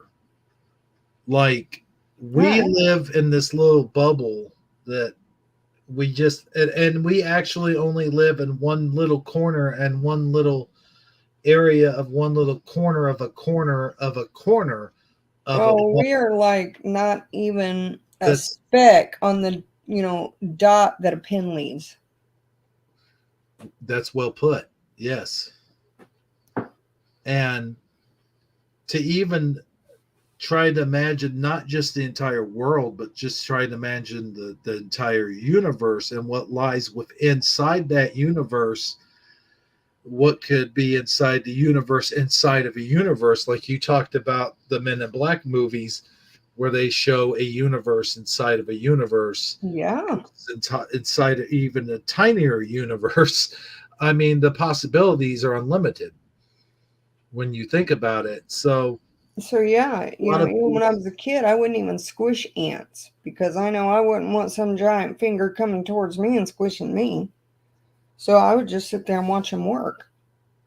I was interested. Where are they going? How much weight are they actually carrying? So I'd read up on things like that. And we talk about lower life forms as though they're lower life forms, but it's interesting. We might be the lower life forms of other things that are lower life. Exactly. Yeah. That's what we got to think about. And we are all as one. So wouldn't that mean we're all as one with the ants too? Well, I don't know about that. See, I can go deep. Yeah. I'm telling you. Supposedly we are all connected. Yeah. So that might be true. But when you think about, we think of lower life forms like they don't have, but really, ants, we'll use ants for an example. They have their own form of intelligence. They have their own form of communications. They may not talk like we do verbally or move around or have our same kind of values or this and that, but we don't know that. They have an entire societal hierarchy, something that we're not even aware of. And as we're finding out more and more and more about the nature of things, there are things out there. I mean, you can use cats and dogs for an example. Like dogs and cats, they can be trained to pretty much do anything. And how do we know that they don't have some form of communication to Exactly. How do we know they're not smarter than us? Yeah. I've noticed a lot of people don't give animals enough credit. But if we cannot communicate with them in the form of the language we speak in, how do we know they're not intelligent? How do we know we're not the dumb ones? We can't even communicate with other countries. I mean, within our own universe, Right. So I don't know. That's just a little food for thought. Food for thought. A very good food for thought. But as we go into this whole... Don't mention food, though. You might make somebody hungry. Oh, yeah. I know we've already made some people hungry. I noticed. Yeah. So, but I've sat and I've thought a lot about the Mandela effect and what the many causes of it are and things like that. And I know of all the different Bible changes and stuff that have occurred. One of the most popular ones, in fact, the most popular one, in my opinion, is the lion shall lay down with the lamb. That's no longer in the Bible. It's been changed. Yeah, I did. I wasn't aware of that. Mm-hmm. I used to imagine that too, like the lion laying down with the lamb. And for some reason in heaven, I could see myself being the person, one of the caretakers of the animals. And I believe that by then we will be able to communicate with them and, get to see, the animals that were a part of our family that have, went to the other side. And they'll be able to tell us stories that they weren't able to tell, and tell us things they weren't able to hear. Well, that might be true. Never know. Nobody knows. Our minds are just human. They're just organic matter, and we cannot even begin to imagine what forms of languages or communication that's out there that we can't even. I mean, we can't even comprehend. Like the Bible says, you cannot. A human being would not be able to hear the voice of God, like the true voice of God in its purest form. You could still listen. Well, I mean, when I say things like, the true voice. When I hear God talk to me, Mm-hmm. you're not hearing a voice like you would hear a human voice. Mm-hmm. It is more of a positive conscience feeling throughout your whole being that you just know. Well, I think also when God talks to us, he talks to us in ways that we can understand. Sometimes he talks to you through others. Yeah, that's true. Sometimes, but he'll do things like you'll face an illness so that maybe you can touch the life of the nurse by your presence. And there's a message that may need to go to her. That's true. Or him. You don't know. What I'm talking about more or less is the actual voice of God. Like it says in the Bible that we can't actually, that it's so powerful and so powerful, yeah. That he actually makes it to where when he does communicate with us, that he brings it down to our level, because even our level of understanding, we can't comprehend that sort of intelligence, is what I'm trying to get at. But anyway, as through dealing with the Mandela effect, I've always believed that there's been a godlike presence in there somehow, that we are trying, that there's something that he's trying to communicate with us as we get closer and closer to the end of days. And I think that that's coming. I really do think that that's coming soon. As weird as things are getting out there, and as the prophecies are being fulfilled and whatnot. I'm no expert on the Bible by any means or anything like that, so I can't really sit here and pretend to be authority of what's going on with the end days or anything like that. And I don't claim to be a prophet or anything like that, but I'm just saying you get that certain feel to it all, Yeah, when everything's going on. But with that being said, I think that the Mandela effect is all part of that.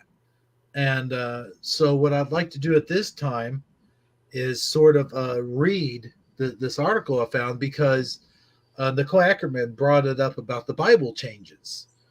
And I wanted to go ahead and read a lot of the changes that have taken place in the Bible due to the Mandela effect. And we got John Nada in the house tonight. Thank you, John Nada, for joining us.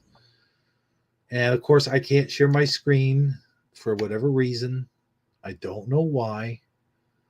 Maybe I can on this one. I don't know. This is from Tumblr. Okay. So let's see. I don't think I can. I'll try.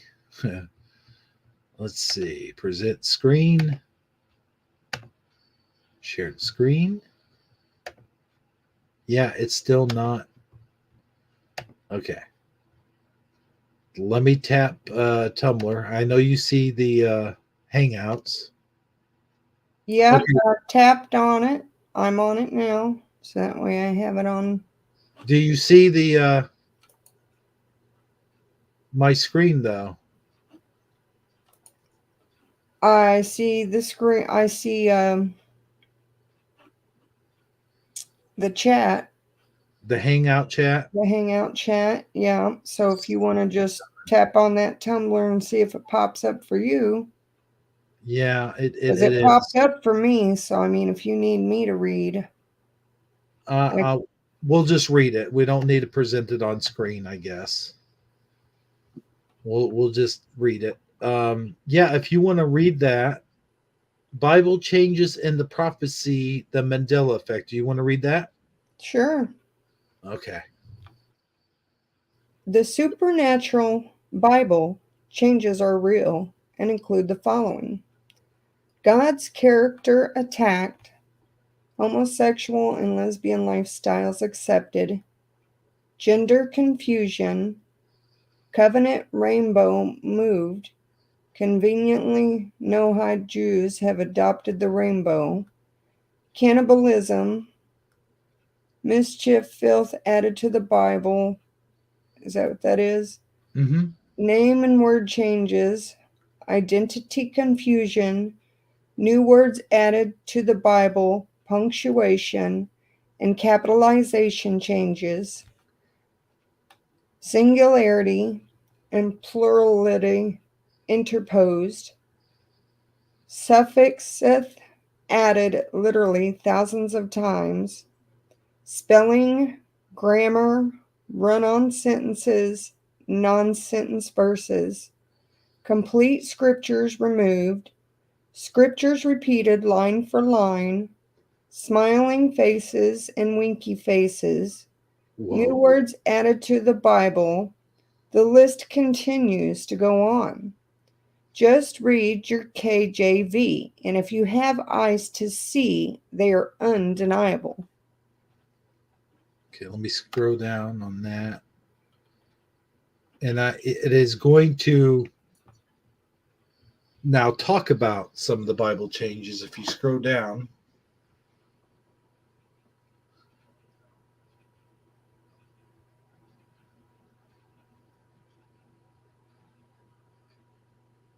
you got it?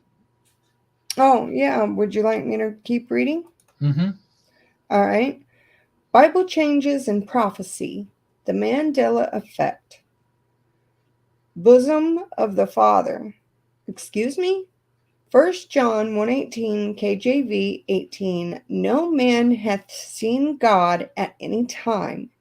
The only begotten Son, which is in the bosom of the Father, he hath declared him. Dictionary, and it shows the dictionary, the way you would say it. Learn to pronounce noun, bosom, plural nouns. Bosoms, a woman's chest, her ample bosom. Now, I have heard of this one, and I've heard quite a few people comment on this and say how wrong this is. And yeah, I mean, why is that in the Bible? Why would that ever even be in the Bible about a bosom? I don't know. The way it's spelt or the way it's said in that context. That I don't is, know. To me, that would make me question, is God male and female? and say that should never be a question because he's the Father. Right. So Which is now, what it says. So, like, why does the Father have bosoms? with the way this is worded, and I think what they're trying to say here is they're saying, and I don't really want to repeat this, but that God is, I don't want to say the word, but he's both, like you said, then that would make him, So now that's in the Bible about sort of LGBTQ stuff. Right. And now we see videos popping up now on TikTok with LGBTQ people's talking about and twisting words of the Bible, saying, see, this is in the Bible. This is what it says. And they're not quoting it correctly. Right. See, they're taking this and they're twisting it to fit their agenda. of normalizing it for children, is what I'm saying. But anyway, there's more stuff here.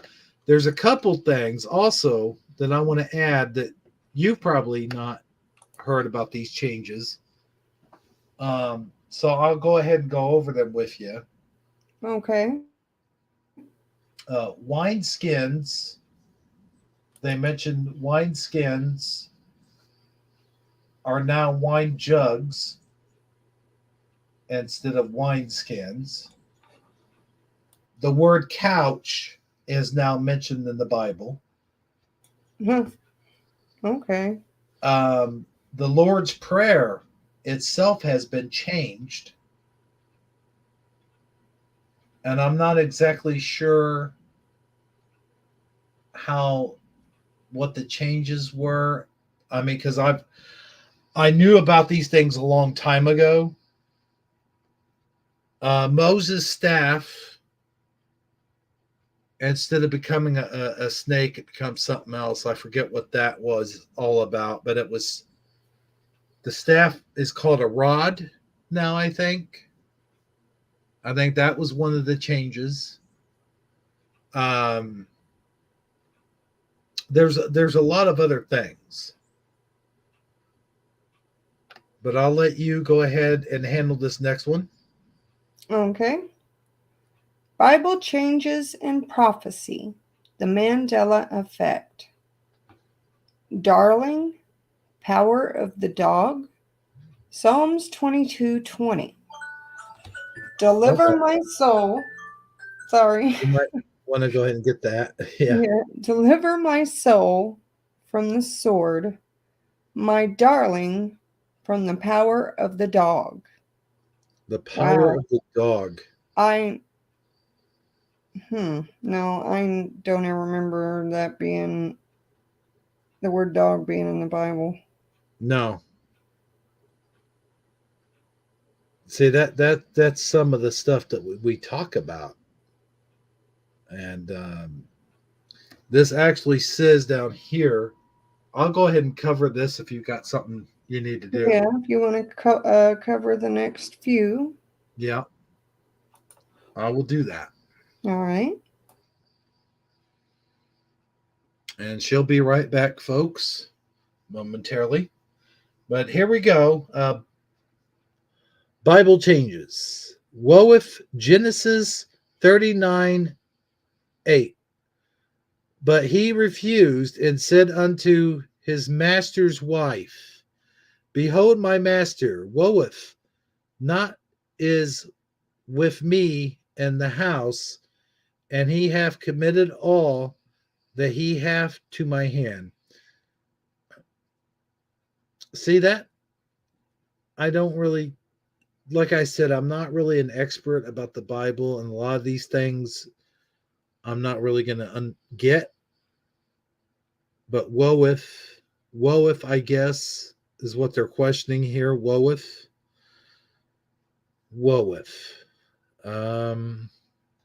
I guess the word woeth. I don't know. That seems like something that would have been said in the Bible, but I'm not really too familiar with that. Behold, my master woeth, not what is with me. Yeah, I don't know. I'll let you in the audience decide that one. Bible changes and prophecy, the Mandela effect. We made a blog post originally written by David Ditton on the Supernatural Bible Changes website. Check it out. What in the world is going on? The supernaturalbiblechanges.com. If you want to go to that and look it up, I'll be more than willing to put a link to it there in the comments.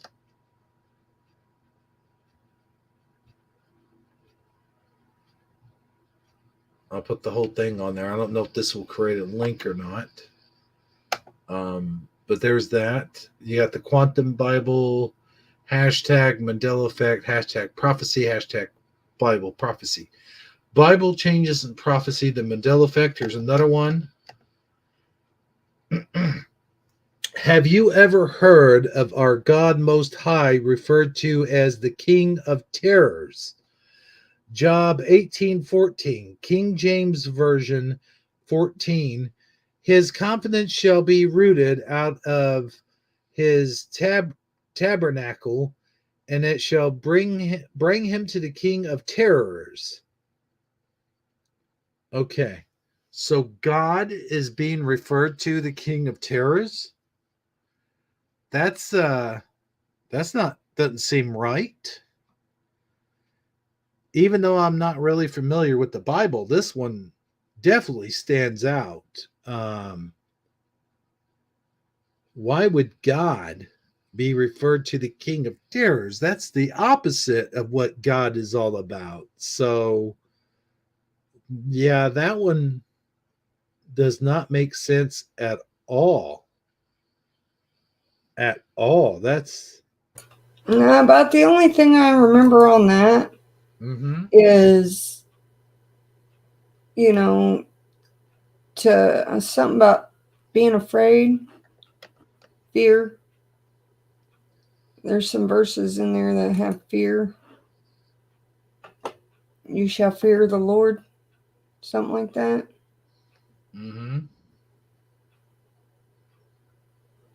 You know what? Like with the memory loss, it's really hard. I used to be a big Bible thumper, and I was really good with it. But I lost a lot of that. And it's something that I would have to reteach myself. And the Bible's not exactly a thin book. No. It's the book of all books. So it takes a lot, to register and to look things up. And that takes years and years and years. But there's a lot of this stuff that's going on. And this actually has a lot of long articles in there. Let me read this part, okay? Okay. At the end of the New Testament, the curious narrative of the two witnesses comes into focus, and we again see this usage of the metaphor of fire. Revelations 11:5 reads that if many hurt them, fire proceed out of their mouth and devoureth their enemies.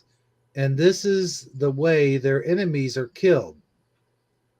Many believers find hope into this passage because it feels like a moment of righteousness.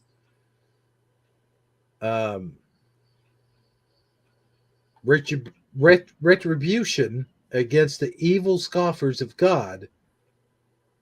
The literalist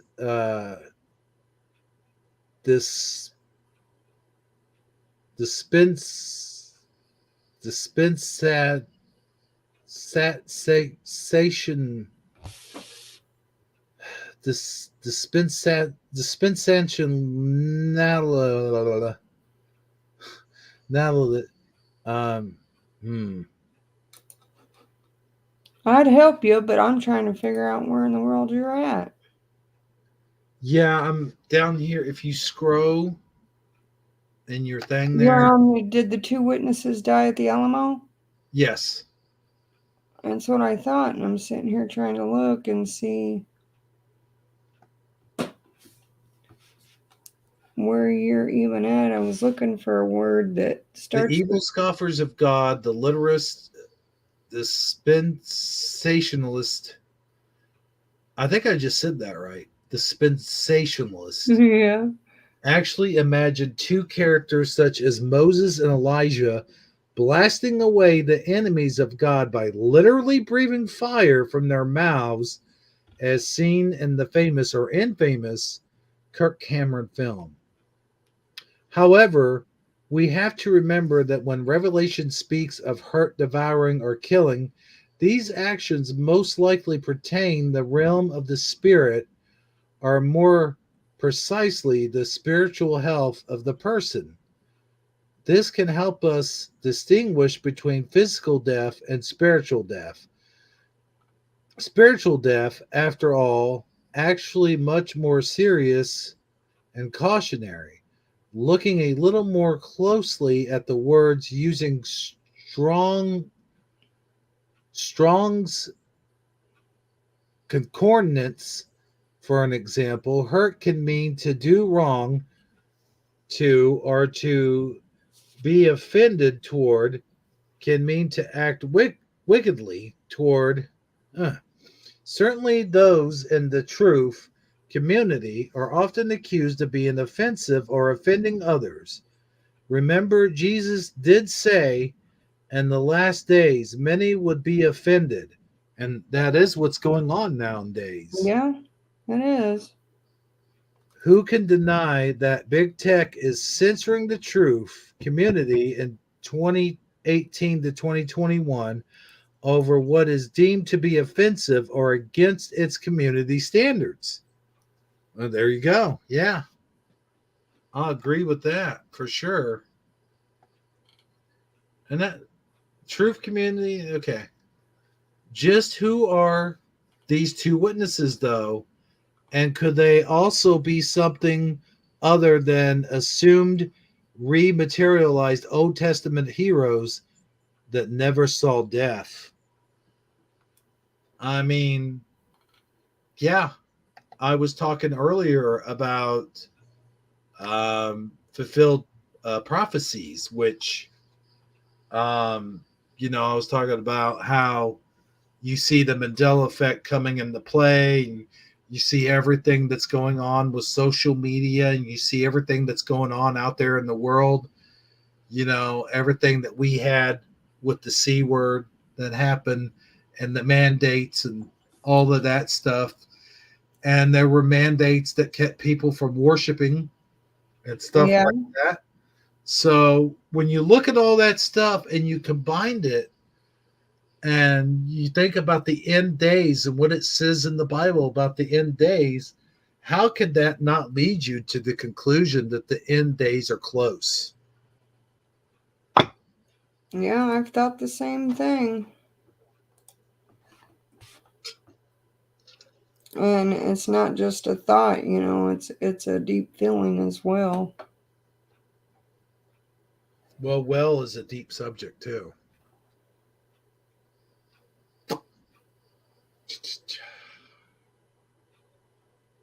Anyway.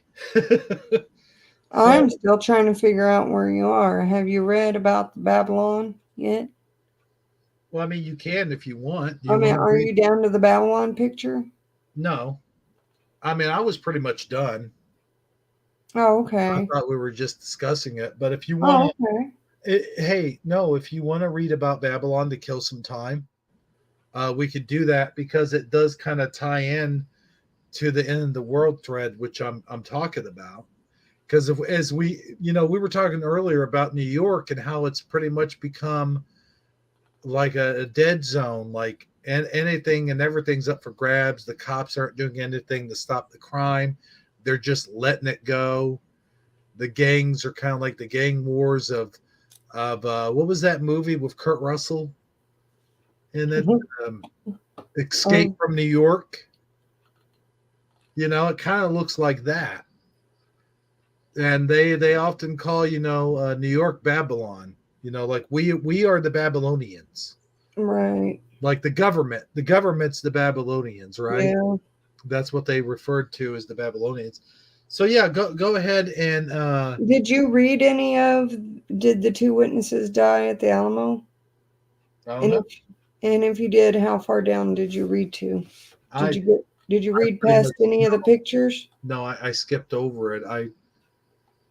Oh, that's why I'm having trouble finding where you were reading. Yeah, I skipped over a lot of that stuff and went straight down to Moses and his brother breathing fire.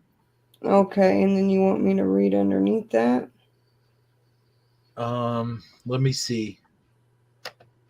Yeah, where it says Old Testament heroes that never saw death. Yeah, I loved that story. You can, go ahead. You can Where read the that. two of them are going to Before you do, though, I want to acknowledge John from America just came in to chat. And he says, you remember they had the bars open, but the churches were closed. I thought that was yeah, there you go. Yeah, That's a I good was, point. I wasn't That's, happy about it. I thought, now how can they have those open but not the churches? yeah. Not only that, but they had certain restaurants open, and they were only restaurants that were attended sort of for the rich. And you had the politicians who were telling people to stay at home, and yet they were going out eating and drinking and Right. living it up, Hey, it's Keith's dad. He dropped in to say hello. Well, hello. With that being said, I'll let you go ahead and read that story. Alrighty. Isaiah 42:10 mentions that God says his witnesses are those who declare the fruit of the Spirit and don't place any strange God before them. He refers to Israel as his witnesses as well. In the context of the gospel, however, those who do not reject Jesus are the true Israel. Galatians 6:16 and Romans 9:8.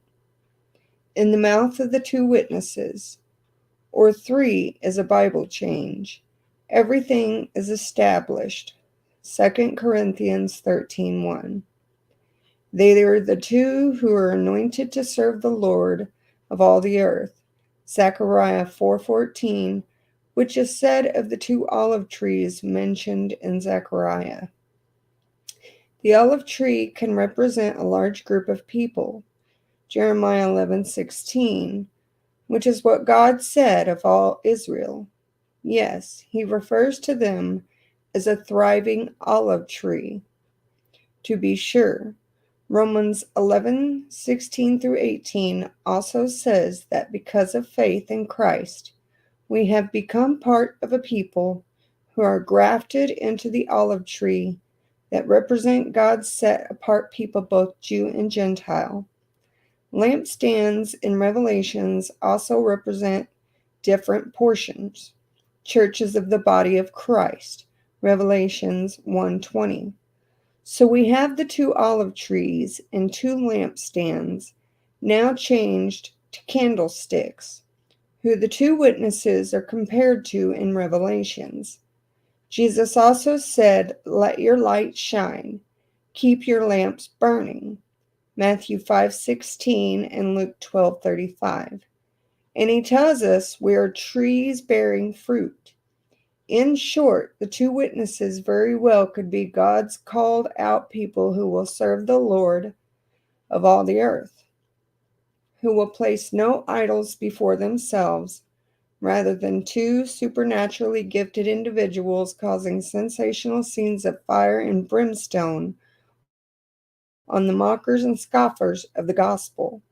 Why then do we insist the reference is strictly to two literal individuals when both metaphors refer to groups of people? There really is no basis for such an interpretation when you look at these and other symbolic comparisons. When you think about, I'm going to cut you off for a second. Okay. When you think about groups of people, you think about Antifa and Black Lives Matter and the things that they were doing, and the way, let's say, the left was pulling it off like it was all peaceful protesting when they were burning buildings and destroying property and toppling over statues and all the stuff that they were doing. You think of the two, not the two witnesses, but the two, what you said just then, a while ago, the two rivals or whatever. And then you think about the golden idols and stuff like that, and what happened after George Floyd was killed and all that. They rose a statue of him, and it's sad what happened to him. Yes, and I didn't like the way that the whole thing was handled, But to raise a statue of somebody who was basically known as a criminal that had a record and background and wasn't that great of a person. Well, who are You know, we to say and that for, you know? again, it was injustice what happened to him, of course. Yeah. But at the same Who's to say time, if they wouldn't have done it in a better manner that he couldn't have been a changed person? well, I don't know. I don't know. Same could have been said for anybody, but We don't know where and who he would have been 10 years from now, you know, no, I know that. because we all do But, dumb you know, stuff. But, you know, at that point, yeah, he was, you know, breaking the law. but to raise a statue of him, Right. I think that took it a little too far. You know what I mean? I don't know. Yeah. That's my opinion. That's just my opinion now. But Right. you know, any kind of statue of anybody, I think when we do that, we are creating sort of false gods, Yeah, so to speak. I can see that. So, Yeah. you know, even like Lincoln Memorial or whatever. Yeah.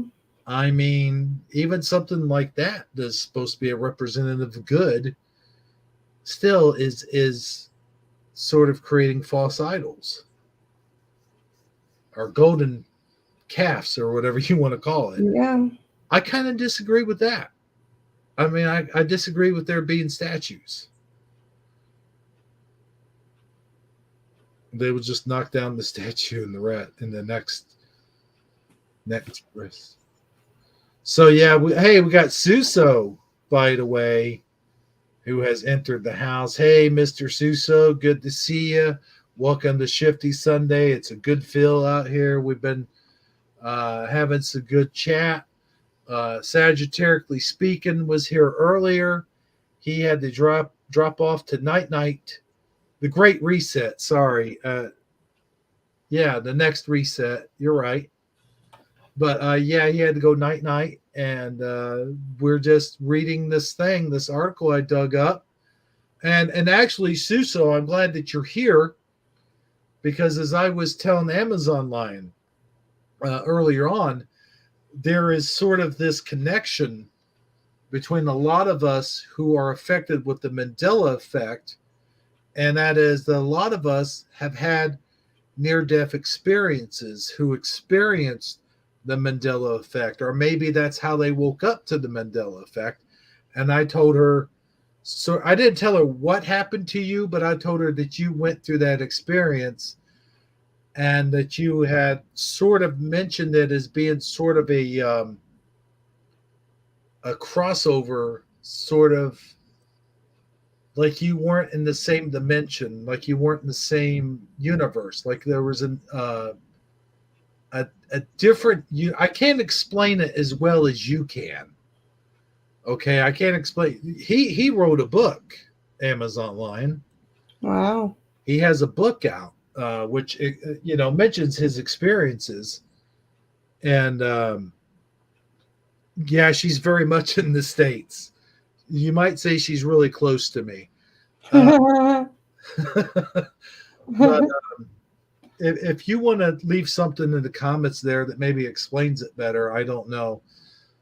But the thing is, what I'm trying to get at is there's that connection between people who experience the Mandela effect, is that a lot of us have had near-death experiences.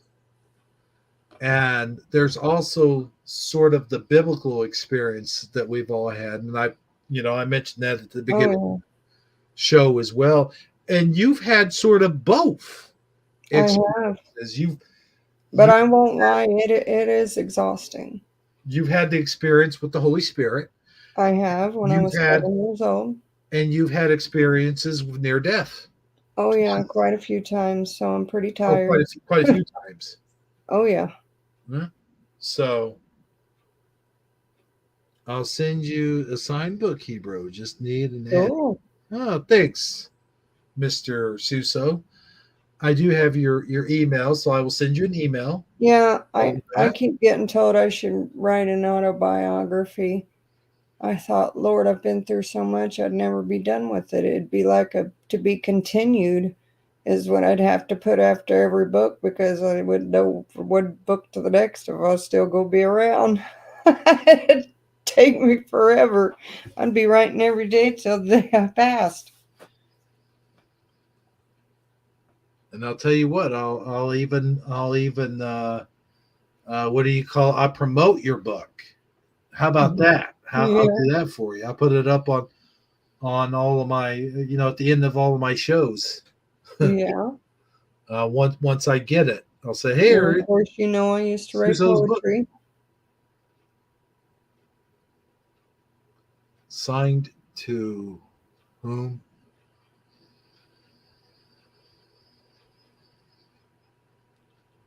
Um, like a book for me? Like who would I like it signed to? We'll mention that backstage. Yeah, we could do that. I'll bring you in if you want to come in, just chit chat or whatever, or we can email it to you. Yeah, I'm sorry. No, I made a mistake. You got the question mark up there. Yeah, I said that backwards or wrong. We'll send you an email. How about that? Oh, he has no mic. What happened? Yeah. I saw you doing well uh, a live stream just the other day. What do you mean you have no mic?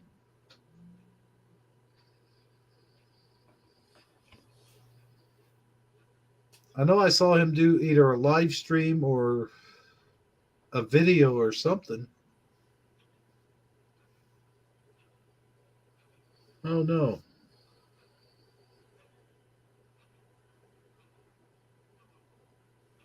Oh, okay. I see. All right. Well, um, do you want to read the next thing? Uh, sure, I can do that. I'm trying to figure out where I was. Oh, Let's see. yeah, I cut you off, didn't I? Yeah, that's okay. Okay. There really is no basis for such an interpretation when you look at these and other symbolic comparisons in context beyond revelations alone. Yet many at this point will insist on a more literal or supernatural manifestation of these characters simply because that is how they have always understood it. With this expanded view of what truth represents in Scripture, well, they can't see it, can they? Nope. So I I can't guess share. We're having trouble with the share screen. so I The guess guys I are can go wondering down to the next what's paragraph. going on. Yeah. I realize there are other aspects of the two witnesses' prophecy that could be addressed, and that ceding to such an interpretation overlooks who the man of sin is or what the mark of the beast is. But for the sake of brevity, just know we could do the same exercise on the various components of the prophecy by expanding on the allegorical and metaphorical usages of the Greek text surrounding their prophecy. With that said, there are still a few other parts of the prophecy that relate to the purpose of this analysis. So please stay with me as this will all come together soon. Revelations 11:7-10 says the following: And when they, the two witnesses, shall have finished their testimony, the beast that ascendeth out of the bottomless pit shall make war against them, and shall overcome them, and kill them. And their dead bodies shall lie in the street of the great city, which spiritually is called Sodom and Egypt, where also our Lord was crucified. And they of the people and kindreds and tongues and nations shall see their dead bodies 3 days and a half, and shall not suffer their dead bodies to be put in graves. And they that dwell upon the earth shall rejoice over them, and make merry, and shall send gifts one to another, because these 2 prophets tormented them that dwelt on the earth. It just so happens that some of the truth community are seeing the supernatural Bible changes, and have for good reason identified the mechanizations of the lying signs and wonders as a result of the artificial intelligence being used in high-tech witchcraft. This writer is among them who would say as much, and would argue that indeed the beast from the abyss is an antichrist spirit empowered by hyper-intelligent AI. There are numerous clues within the supernatural Bible changes and evidence in the world changes many are experiencing, otherwise known as the Mandela effect, that would lead us to that conclusion. So again, without getting into the weeds for another hour explaining this, suffice to say that this is a fairly reasonable conclusion to arrive at. For good measure, though, here are a few of those clues. And thou shalt do to Ai and her king, and thou didst unto Jericho and her king. Only the spoil thereof, and the cattle thereof, shall ye take to prey unto yourselves. Lay thee in ambush for the city behind it. Joshua 8:2. For the ships of Chittim shall come against him, therefore he shall be grieved, and return and have indignation against the holy covenant. So shall he do. He shall even return and have intelligence with them that forsake the holy covenant. Daniel 11:30. Well, there you have it. So I guess if they're interested in reading the whole thing, I will put the link you right can here. put the link up. Mhm. And because I do believe that the one that I had for the night, instead of doing the creepy critter, Mhm. I was going to do the 15 things up close under a microscope. Mhm. And it's about 20 minutes long, I believe. Ooh. So Yeah. We may cut that down. okay. I believe what we'll do is show like little bits and pieces of it, probably. Okay. But yeah, so this is what you have for us for your creepy critters of the week. Yes. Okay. And it's the little funky looking. Are you at the spot where it looks like 2 Well, weird looking puppies or dogs or I something? can get there, but here's the thing. I may have a little trouble presenting this, as you know. Yes. So if you can't present it, I'm not exactly sure. Well, we'll give it a shot. But first, ladies and gentlemen, with no further ado, here's Amazon Lions segment, Creepy Critters.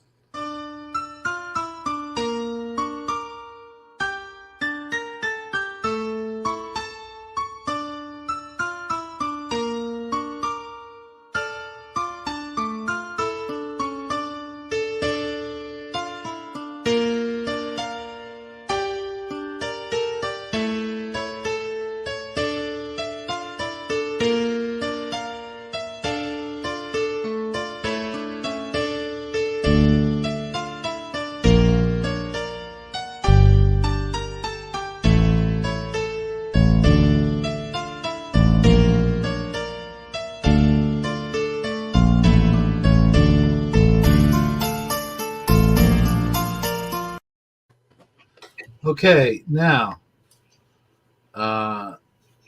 you've got this thing that I'm going to present, but Yeah, I don't. you'll see the number 15 on the video. Okay, I see I just passed it up. Hold on. I think I seen it. Right there, it keeps wanting to go back up. Here we go, number 15. It's a YouTube video. And if I can't present it this way, I'll just look it up. Okay. It looks like it might work for us. 15 amazing things seen under a Our microscope. eyes are some of the most. And okay. Yeah, and you might want to turn that down a little bit that What way. what I'm going to do is I'm going to leave Hangouts so I can present this in just YouTube. That Okay. way, Sounds good. that way I can present it. Possibly, that'll be the best way to do it. Just go to YouTube and type in. As soon as we get there, let's see here.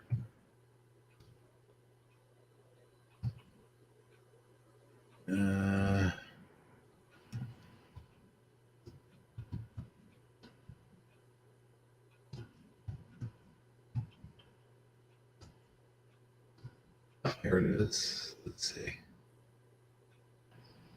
There it is. Okay, so we're gonna.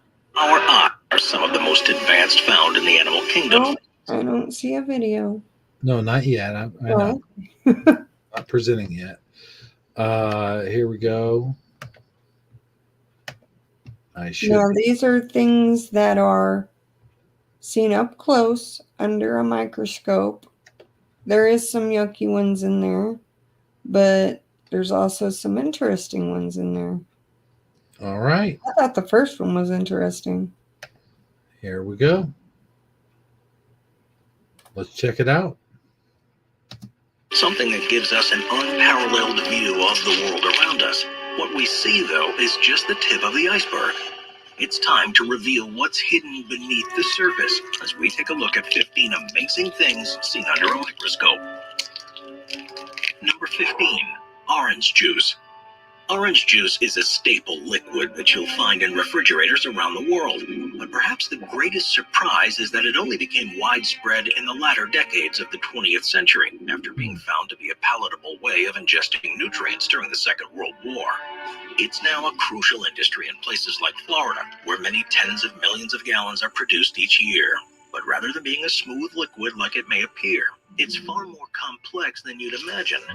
That's because OJ contains a large number of different compounds, from vitamin C, sugar, and carbohydrates, to potassium, thiamine, folate, and citric acid, which all leads to it looking very different under a microscope.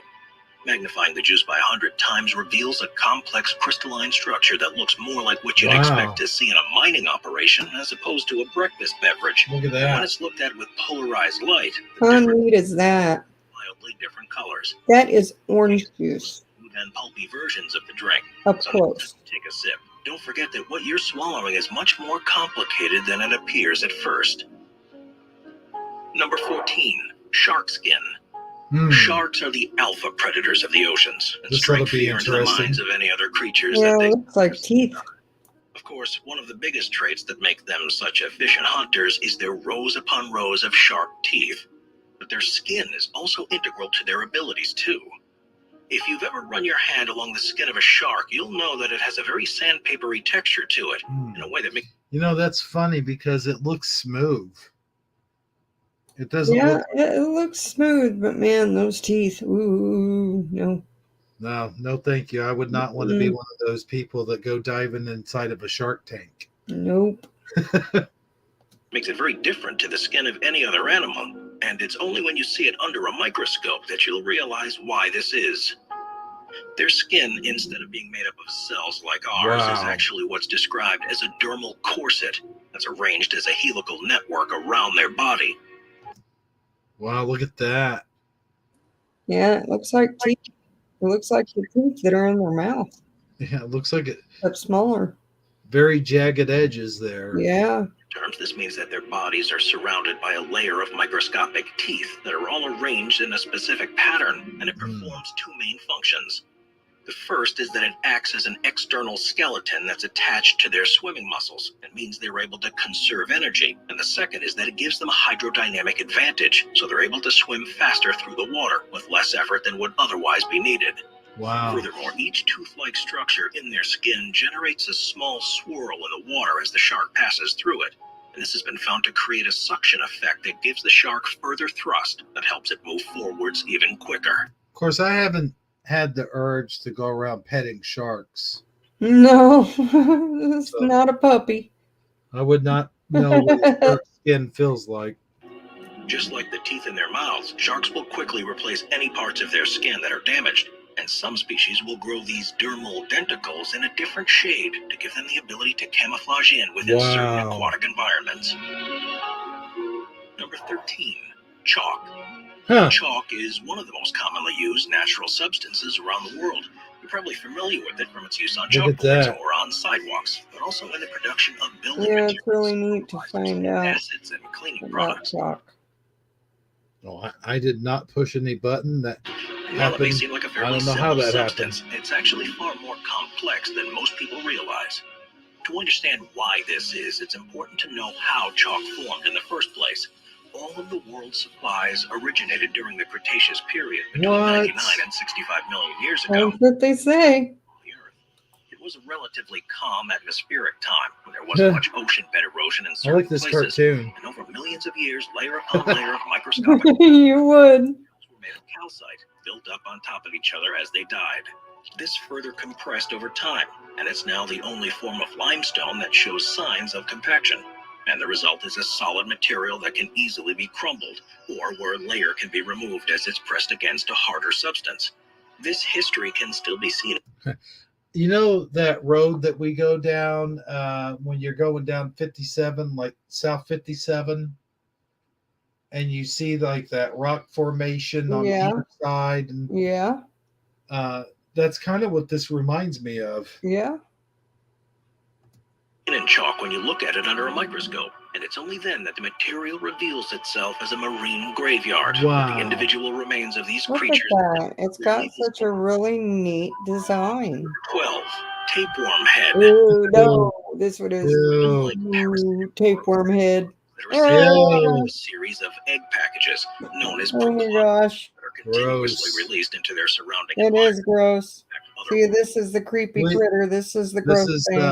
yeah. If Yeah. you guys are Oh gosh. Oh, it gives me the creepy crawlies. squeamish stomachs, turn away now. Yeah. Go ahead. Species, there are various ways in which they enter a new host, but once they reach their adult Makes me not want to eat linguine noodles. What about your noodles you eat all the time? The ramen noodles? Yeah. They're not that shape. form, they will I'm latch good. on I'm to the good with digestive this. tract inside it, and then will feed on the nutrients that pass by, which they then use to produce Just more close eggs. your eyes. Species of creatures to infect humans too, often from eating undercooked pork. Oh God! It looks like The chopped idea up that tapeworms. It is disgusting enough. It becomes even more frightening when you see what they look like up close. Oh. Worms are made up of three main parts. Their head, called the scolex. Oh my God! Neck, Look at it. body that's made up of the egg sacs. Ew. It's the scolex that looks most startling under a microscope, and this is all because of what it's designed to do. They don't have mouths because they're able to simply absorb nutrients directly through their body, and the head is instead used to hold themselves in position. They Ugh. therefore have rows of Oh. hooks or Oh suckers. God! Once they find the ideal position, they'll use these to latch onto the Tell intestine me of that their ain't host. An creepy. attachment that, once done successfully, Ah! is almost impossible to I get. know, right? That thing looks like some kind of weird creature off the Legend of Zelda or something. Cheese. To release. Number 11, Vinyl Record. Oh Music wow! I can't wait to see this one. Right? This ought to look cool. technology has, of course, advanced significantly in the past decades. While we now mainly stream songs with high fidelity, it wasn't so long ago that we had to rely on CDs, cassette tapes, and originally vinyl records. I still have Made from- vinyl records. Well, that's cool. I like vinyl records. Those are so much better to me. Yeah, you need to get a record player. Yeah, I know, right? But from the 1940s, typically made with polyvinyl chloride, vinyl records would become the main way in which music was recorded and distributed. You know, it's going to sound kind of weird, but I actually like the smell of vinyl records. Well, that's not weird. I like the smell of brand new books. Brand new books, or even like Yes. And then I'll just sit there and flap the pages and, smell I them. actually like the smell of old books. Like, have you ever been to Yeah, the I like the library smell and of then you old open up books an old too. The book? really old ones, yeah, that have been sitting Yeah. on the shelf for a while. Yeah. Unless they're just so old that they've, ended up with a bunch of moisture in them or something like that, and mildew, and yeah, that don't smell so good. No. But like a book, or even like a surprise, an action figure that's been sitting in the plastic bubble. The smell of just a brand new action Yeah. figure. I don't know. Yeah. Something about it. During the 20th century. Instead of being digital, like the most popular methods these days, vinyl records are analog, whereby because of the relatively soft material they're made from, the sound wave. I used to like to smell money until I realized where exactly all the places that money goes. Yeah. Then you Exactly. realize, well, that might have come out of the butt crack of some stripper, Yep. Never know. Yeah. Not smelling money again, I'll tell you that much. Waves are essentially imprinted upon them. It's then simply a case of placing them on a dedicated player where a needle follows the groove in the record and its movement is turned into sound. Oh, wow. If you hold a record in your hands, you'll be able to see the grooves in it and the starting point where you want to position the player's needle in the first place. But when one is looked at under an electron microscope, the complexity of their shape becomes even clearer. It's amazing to see that something so simple in relation to what's used today was able to work so well. There are many believe that imprints like these are able to result in a much better sound quality than the best digital methods that are now available. I think so. Number 10, kosher salt. Depending on how it's produced, salt is available in different types, and while it may often seem like an uninteresting Kind of substance, reminds me things get of far a pyramid with under a steps. microscope. Do what? That picture of the kosher salt reminded me of a pyramid, like with steps. Oh, I see stuff like this. I think of like Star Wars where they had that salt planet, and I think about how much damage that's got to do to like your ships and stuff. Yeah. All that erosion it's got to cause. In particular, kosher salt, which is also known as cooking salt or rock salt, is surprising because unlike table salt, it's far coarser and doesn't have anywhere near as many additives. Made mainly of sodium chloride in its purest form, it's known for having a cleaner flavor. And because of the crystal sizes, it can also be used for brining meat or even able to clean cookware. Because it isn't ground down so much, this type of salt looks incredible under a microscope when various different shapes become visible. Oh, wow. What you see will depend on the process used to make it, but instead of having cubic crystals, it'll typically be either flat and plate-like, or in some circumstances, when it's been created by evaporating salty water, the crystals will be hollow pyramids. It's such a commonly used substance. Look at that. Rarely given a second thought Looks like a pyramid with steps going to the top. Under magnification shows just how unexpected the microscopic world truly is. Number 9, dandelion. Dandelions are a group of flowering plant species that are mainly found throughout Europe and North America, where they're often seen growing in meadows and fields as yellow flowers at first, that then transform into a seed head. What you may not realize, though, is... And I'm sure everybody remembers being a kid and blowing these things, blowing the petals off. Oh, yeah. And they used to say, make a wish. Yeah, and you wait for them to open their mouth, and then you stick the dandelion in their mouth. Oh. No, see, I never did that. And I'm not saying I was a mean kid or anything. I'm just saying I may have pulled a lot of pranks as I got older. Yeah. And see, the thing is about these, when you blow the things off there, they contain seeds. And what they do is Yeah, they they blow around and then they blow all over the place and plant more. Yep. That instead of just being one flower, they're technically classified as being a collection of small flowers that group together into a composite flower head, known as a floret. And that's why when they transform, they're able to produce so many seeds that are ready to be carried into the wind or against the fur of a passing animal. Just from looking at them normally, you can see that they have a few structures that have developed to help them spread. But once you see them under a microscope, everything becomes clearer. When they're in their flower form, the seeds are growing at the base, and above this is a tuft of white fiber around a stalk that will become part of the white ball that eventually forms. Above the Reminds me of some wallpaper I had back in the day. Reminds me of Whoville. Whoville? Yeah, a little bit. This is a yellow floret, and at the crown of the Oh, flower that is is Wow. cute. Look at that. covered in pollen. Isn't that cool? It's because of That these is structures very that cool. dandelions are so popular with insects, which are tempted in by the nectar and get pollen Nice. grains stuck in them, and they transport that to the next flower they feed from. Equally as impressive, though, is when the dandelion And this is how we get all that pollen crap all over our cars in the spring.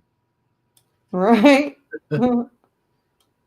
turns into a seed ball, because it's then that you see each seed is actually covered in a series of tiny spikes. Not only do these allow them to attach to passing animals, but once they've been dropped, they help the seed secure itself to the ground so it can begin germinating. Number 8, peacock feather.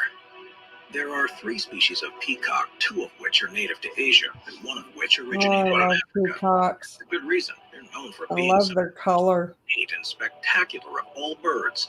This is because of the lavish feather trains that the males grow in order to attain the attention of potential mates, which display an array of iridescent colors. They are spectacular enough to see at normal size. But while from a distance you only really see the pattern of the eye shapes, a microscope reveals far more complexity. The incredible colors are formed by nanostructures, What was that? each a different color, and will change. What was what? Do, do, do. You know, the NBC, peacock. Oh, yeah. Depending on what angle you're looking at them from. When magnified by 500 times, you begin to see every minute line and curve of the feathers with the distinct bundles of barbules and the unique coloration of each segment. With greens, blues, golds, and more. It's quite difficult to photograph these in such detail. Yeah, that's cool. Oh, look at that. Highly reflective. That is It is amazing. amazing to see in such detail that the mesmerizing. It Looks looks like almost it's like just you could- braided. Looks almost like you could make a carpet out of it. Yeah, it looks like somebody braided it. Mm-hmm. Colors of a peacock simply aren't the result of Yeah. pigments like you may expect, but of interactions with light that reflects in different ways, depending on how you look at it. Wow. And surely means that an already spectacular creature becomes even more impressive.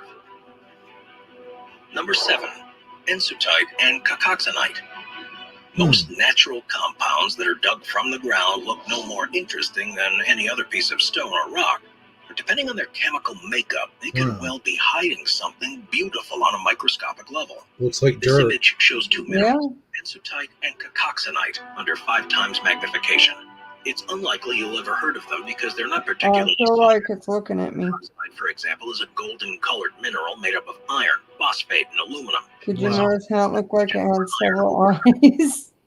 Yeah, it looks like those Japanese fans. Yeah, I was talking about the pictures before.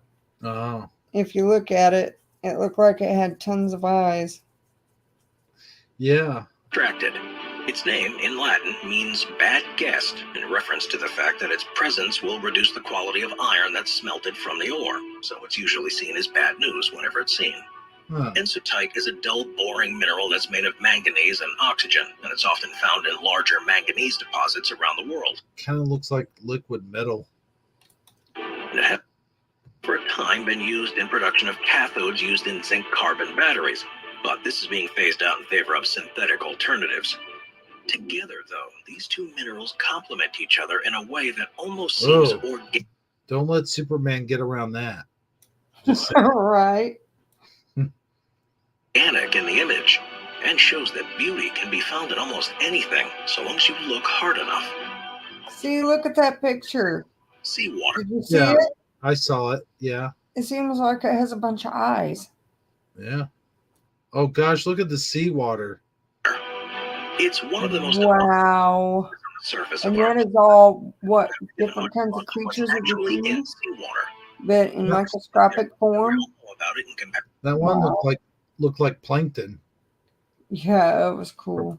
Comparison to SpongeBob. freshwater is that it contains salt, and on average it has a salinity of around 3.5%. It also contains a huge number of other chemicals, with the main ones being magnesium, sulfur, calcium, potassium, bromine, and carbon. Beyond its chemical makeup, seawater has a huge biological content too, with various types of free-swimming bacteria, diatoms, and countless other microbial species that are far too small to detect with the human eye. It's only under a microscope that you see just how many different creatures and elements there actually are. Anytime a sample has been taken from any part of the water column on Earth, similar results are found, with algae, tiny fish eggs, worms, bacteria, and See right there? This little guy here kind of looks like plankton. Yeah. Yeah. Look, it looks like something that some kid scribbled on a Well, piece if of you look paper. at all the little clear bubble looking things, Mm-hmm. and then it looks like there's either, I don't know if it's spermies or eggs. And you got the little green circular looking one. I don't know if that's gray or green. Mm-hmm. But this looks like something some kid scribbled down on his Yeah. keeper, back in the 90s. All the little curly Q things. What are those, noodles? Yeah. each time. Oh, look at the little crab guy. Oh, you Just missed like it. this, That and was in the right bottom corner. There he There he is. is. Yeah. Wow. He's tiny. Number 5, mite. Ew. Mites Oh, are no, mites. allergies. Oh, The more you learn about them, the more you you'll know, surely want to be dogs really have to deal with when their ears long. Instead of referring to Or specific when they, name as a rub cat, all their skin off from scratching. Mm-hmm. Oh, gotta be horrible. Oh, poor guys. there are a number Yeah. of types of microscopic arachnids that are closely related to Yuck. other spiders, but usually grow no larger than 3/100ths of an inch long, far Gross. smaller than can be seen with the human eye. This is definitely creepy crawlies. Absolutely. I told you there was a few in there. Easier to see how spider-like they actually are, Ugh. although their bodies aren't as segmented as larger species. The front of their body isn't a head and doesn't have any eyes or the brain, but is instead a Oh my retractable God. feeding mechanism that will either be used to suck up particles or bite into animals. More than 48,000 different species of mites have been recorded, although it's believed there could well be over 1 million. And they're found almost everywhere, from the soil, plants, and caves, It's to fresh insane. water, and in our homes. Dust Yeah. mites, for example, thrive within warm environments and feed on the flakes of skin that we naturally shed. Ugh. Huge colonies Yeah. can form in mattresses, and their presence can trigger responses like asthma or other allergies if you happen to have Yeah. a natural response to the proteins that they produce. Number 4, sand. When Yay. you're walking Cool. beautiful beach, your focus is usually out across the calm blue waters or the stunning scenery that you're surrounded by. But arguably, the most varied and spectacular thing of all is the sand beneath your feet. To the naked eye, it rarely looks like anything more than an orange, white, or brown substance that gets caught between your toes. But it's been formed over many. Well, the thing is, they take sand and use it to make glass. I mean, when you think about Yeah. that, That's cool. when you look at it underneath a microscope, you could see how it could have those components. Yeah, those components Makeup of it. glass. Yeah. many years and contains plenty of surprises. Sand is defined as being a granular material that's made up of divided particles of rock and minerals. In places like the Caribbean, the sand you see is predominantly made up of the remains of animals that have lived on the reefs in the past few million years, so contains pieces of coral and Cool. carbonate shells. You can see this very clearly when you look at a sample of sand under a microscope. And one of the most exciting things about this is that you'll always find something new and different when you magnify Wow. the sand from a different source. Like little tiny Coral rocks. Sand, for example, is very Yeah. It's exactly what it is. And bone and, separate from what's found on you a know, boat from animals. or the shore of How a lake. long ago? Yeah. Number 3, Velcro. Velcro. Velcro. One by a Swiss engineer. Hook and loop fasteners, which most of us know by the brand name Velcro, have become commonplace around the world in various different products, Yes. offering a simple form of attachment that can be easily ripped apart and then reattached. Few people ever really consider how it works, and microscopes were crucial to the process right from the start. When you look at Velcro under magnification, you see that it's made up of 2 parts, the section made up of hooks and the one made up of the loops. When Wow. the scrambled loops are placed into the hooks, a large number of them become entangled, which provides a secure hold. They'll also easily release when pulled in the right direction. Rather than being developed by a loop, though, the inventor of this style of fastening looked to nature and actually investigated the way that seeds of certain plants would get stuck to his clothes. Under a microscope, he saw they were covered in hooks that were latched. Reminds me of like when earbuds get tangled. The idea Do what now? It reminds me of when earbuds get tangled. Oh gosh, yeah. to artificially replicate it. Number 2, digger wasp eyes. Ew. Digger Oh wasps my gosh. are a category of wasp All species that right, here it is. way to the ones that we often There's a encounter. creepy crawly. Instead of building Yep. large colonies and Third nests, one. instead There build it is. in pre-existing underground cavities or burrows that they dig themselves Ugh, into I soil hate or those sand. things. Anywhere that the ground is made up of a loose material is a potential home for a digger wasp, and because of where they live, they're far more likely to be seen flying closer to the ground than Yeah. any other species. I get a lot of those when I put out my garden every year. Ooh, no. Them digger wasp. Yeah. Feeding on grubs and larvae, the females paralyze their prey with their sting and then drag it back to their burrow where they and their offspring can feed. They don't tend to live in larger groups, though, so each Look individual at that. That's a whole grasshopper. at least fortunate if you've noticed more than 10 digger wasp holes in your yard, because that means there'll only be 10 of them rather than many, many more. Ooh, no. However, quickly multiply, and the competition in the insect world for similar food sources means that they've developed a few attributes that give them an advantage over the rest, Whoa. one of which is their eyesight. No. A microscopic Oh, look Lord. just how complex they are, where they have 3 main eyes in a triangular formation that are used Yeah. in the same way that we That do. is But a creepy. series of That is creepy. data responsive They have 3 eyes. and can quickly detect movement to either Oh help my gosh. or to evade a possible predator. Number 1, snow. All right. There's nothing quite like looking at Cool. Just in time, huh? a blanket of snow, Yeah. at least for the first few days after it's fallen. It's a wonderful sight, but it's even more incredible when Anybody else out there besides us got snow snow? usually forms within clouds when Yeah, I would like to hear from people if you got snow. Yeah, we got snow. What day was it? Yesterday? Not The day yesterday. before? Day before yesterday. Yeah. Yeah. water particles are suspended in the atmosphere, and because of the low temperature, turns into individual It ice didn't crystals. stick around As long. they fall, these begin to merge and No. undergo further changes once they Oh, I land. love the way snow changes up close. That is You so may have neat. heard that no 2 snowflakes are ever the same, and while No. this is true, things get even more bizarre when you magnify them. Images of snow taken by an little electron crystals. microscope, which is Yeah. capable of magnifying by up to 1,000,000 times, Look at shows the that. incredible Yeah. variety of snowflakes. There are those that take on what you'd consider to be a traditional snowflake shape, but rounded ones, flattened.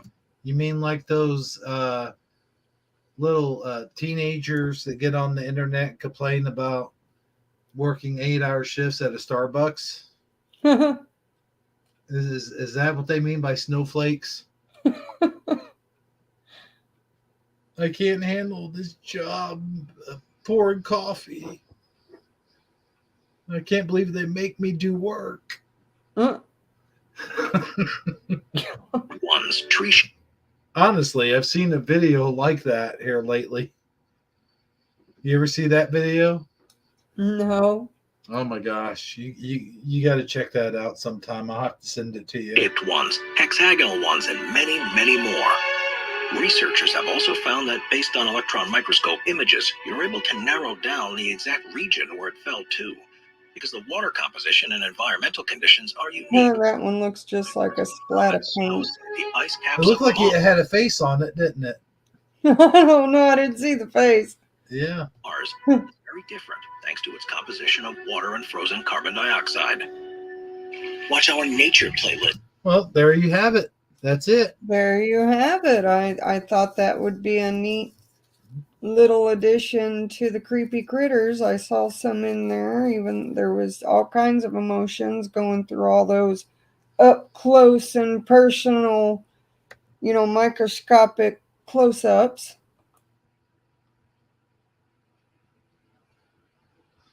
Yeah, I tell you what. Oh, Go-Kart Bob says he got his first snow last Sunday, about half an inch. Yeah, I don't even think we got a half an inch, did I we? don't think so. No, it was Maybe very a little. quarter of an inch. It, if that, I don't know. Yeah. It was like a dusting. it was a light dusting. It started early in the morning, and then by afternoon it was basically all melted. Yeah. But yeah, I recorded it. I have it somewhere recorded. I might show that next Sunday for Shifty Yeah. Sunday. That might be a video I show. Well, that about wraps it up for Shifty Sunday. What'd you think? I thought we had an amazing show. How about you? I did too. And I'm sure we got some kinks to work out for sure on yeah, this new setup, but I think that we could take the time this week to do that and see if we can't get it right next Sunday. Yeah, we'll definitely have to come in here and see if we can fix those issues. The new Google Hangouts is just it's bad. It's just bad. It's horrible. Not very presentable, user friendly, or we'll have to just come up with a different way of presenting stuff. I don't know. Yeah. But, yeah, Michael Fontaine said Buffalo got a little, but it didn't stick. That's about what happened to us. Yeah, ours didn't stick. Yeah. So that was a really good way to close the show out. I tell you, those were amazing visuals under a microscope. Well, thank you. So thanks. I hope everybody else enjoyed it as well. What channel did that come from? I forgot to mention it. Let's see. I know it said nature something channel. I forget what. Well, hey, while you're looking that up, let me go ahead and give this room one final shout out before we go. All right. Yeah, it just says YouTube video for me. Mm-hmm. It gives the HTTPS. Yeah. Well, and that's about it. Let me go ahead and give this room a shout out. All right. We got DD74, Go-Kart Bob. There you go. See, you're getting it. Michael Fontaine. Michael Fontaine. Michael Fontaine. Michael Fontaine. John from America. John Nada. Suso stopped in and paid us a visit. We'll have to email him soon. Let's see here. Bone breaking action where snowflakes under a microscope are real. Keith's dad popped in earlier on. Let's see. We also had Connie Joe. Sweet Connie Joe was here. She went to bed a while ago. Earlier on, I should say. Preliminal joined us at the top of the show. Yeah.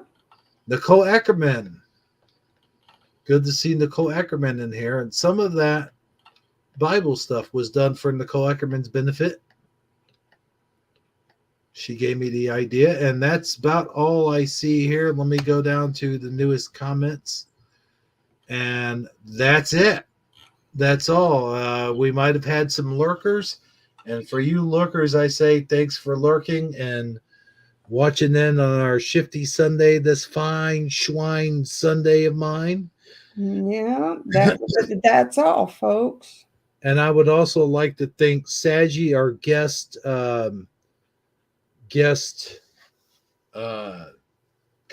not commentator. What word am I looking for here? Our guest host. He was here.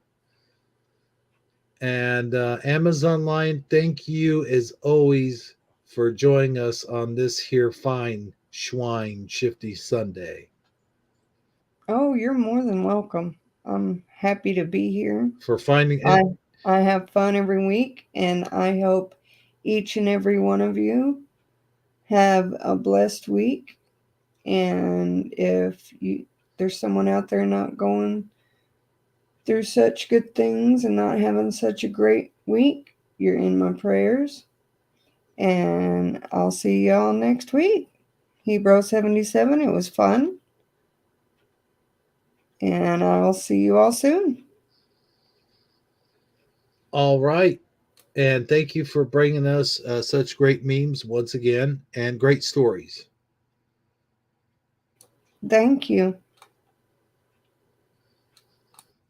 And ladies and gentlemen, that concludes Shifty Sunday for Sagittariusly Speaking, Amazon Line in Hebrew 77. Good night, everybody, and we'll see you next time. Oh, yeah, one more thing, though, before I go.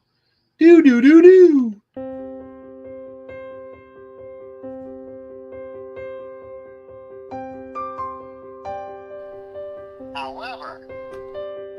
However, see, that would have been good for Saji to be here. He could have said, however.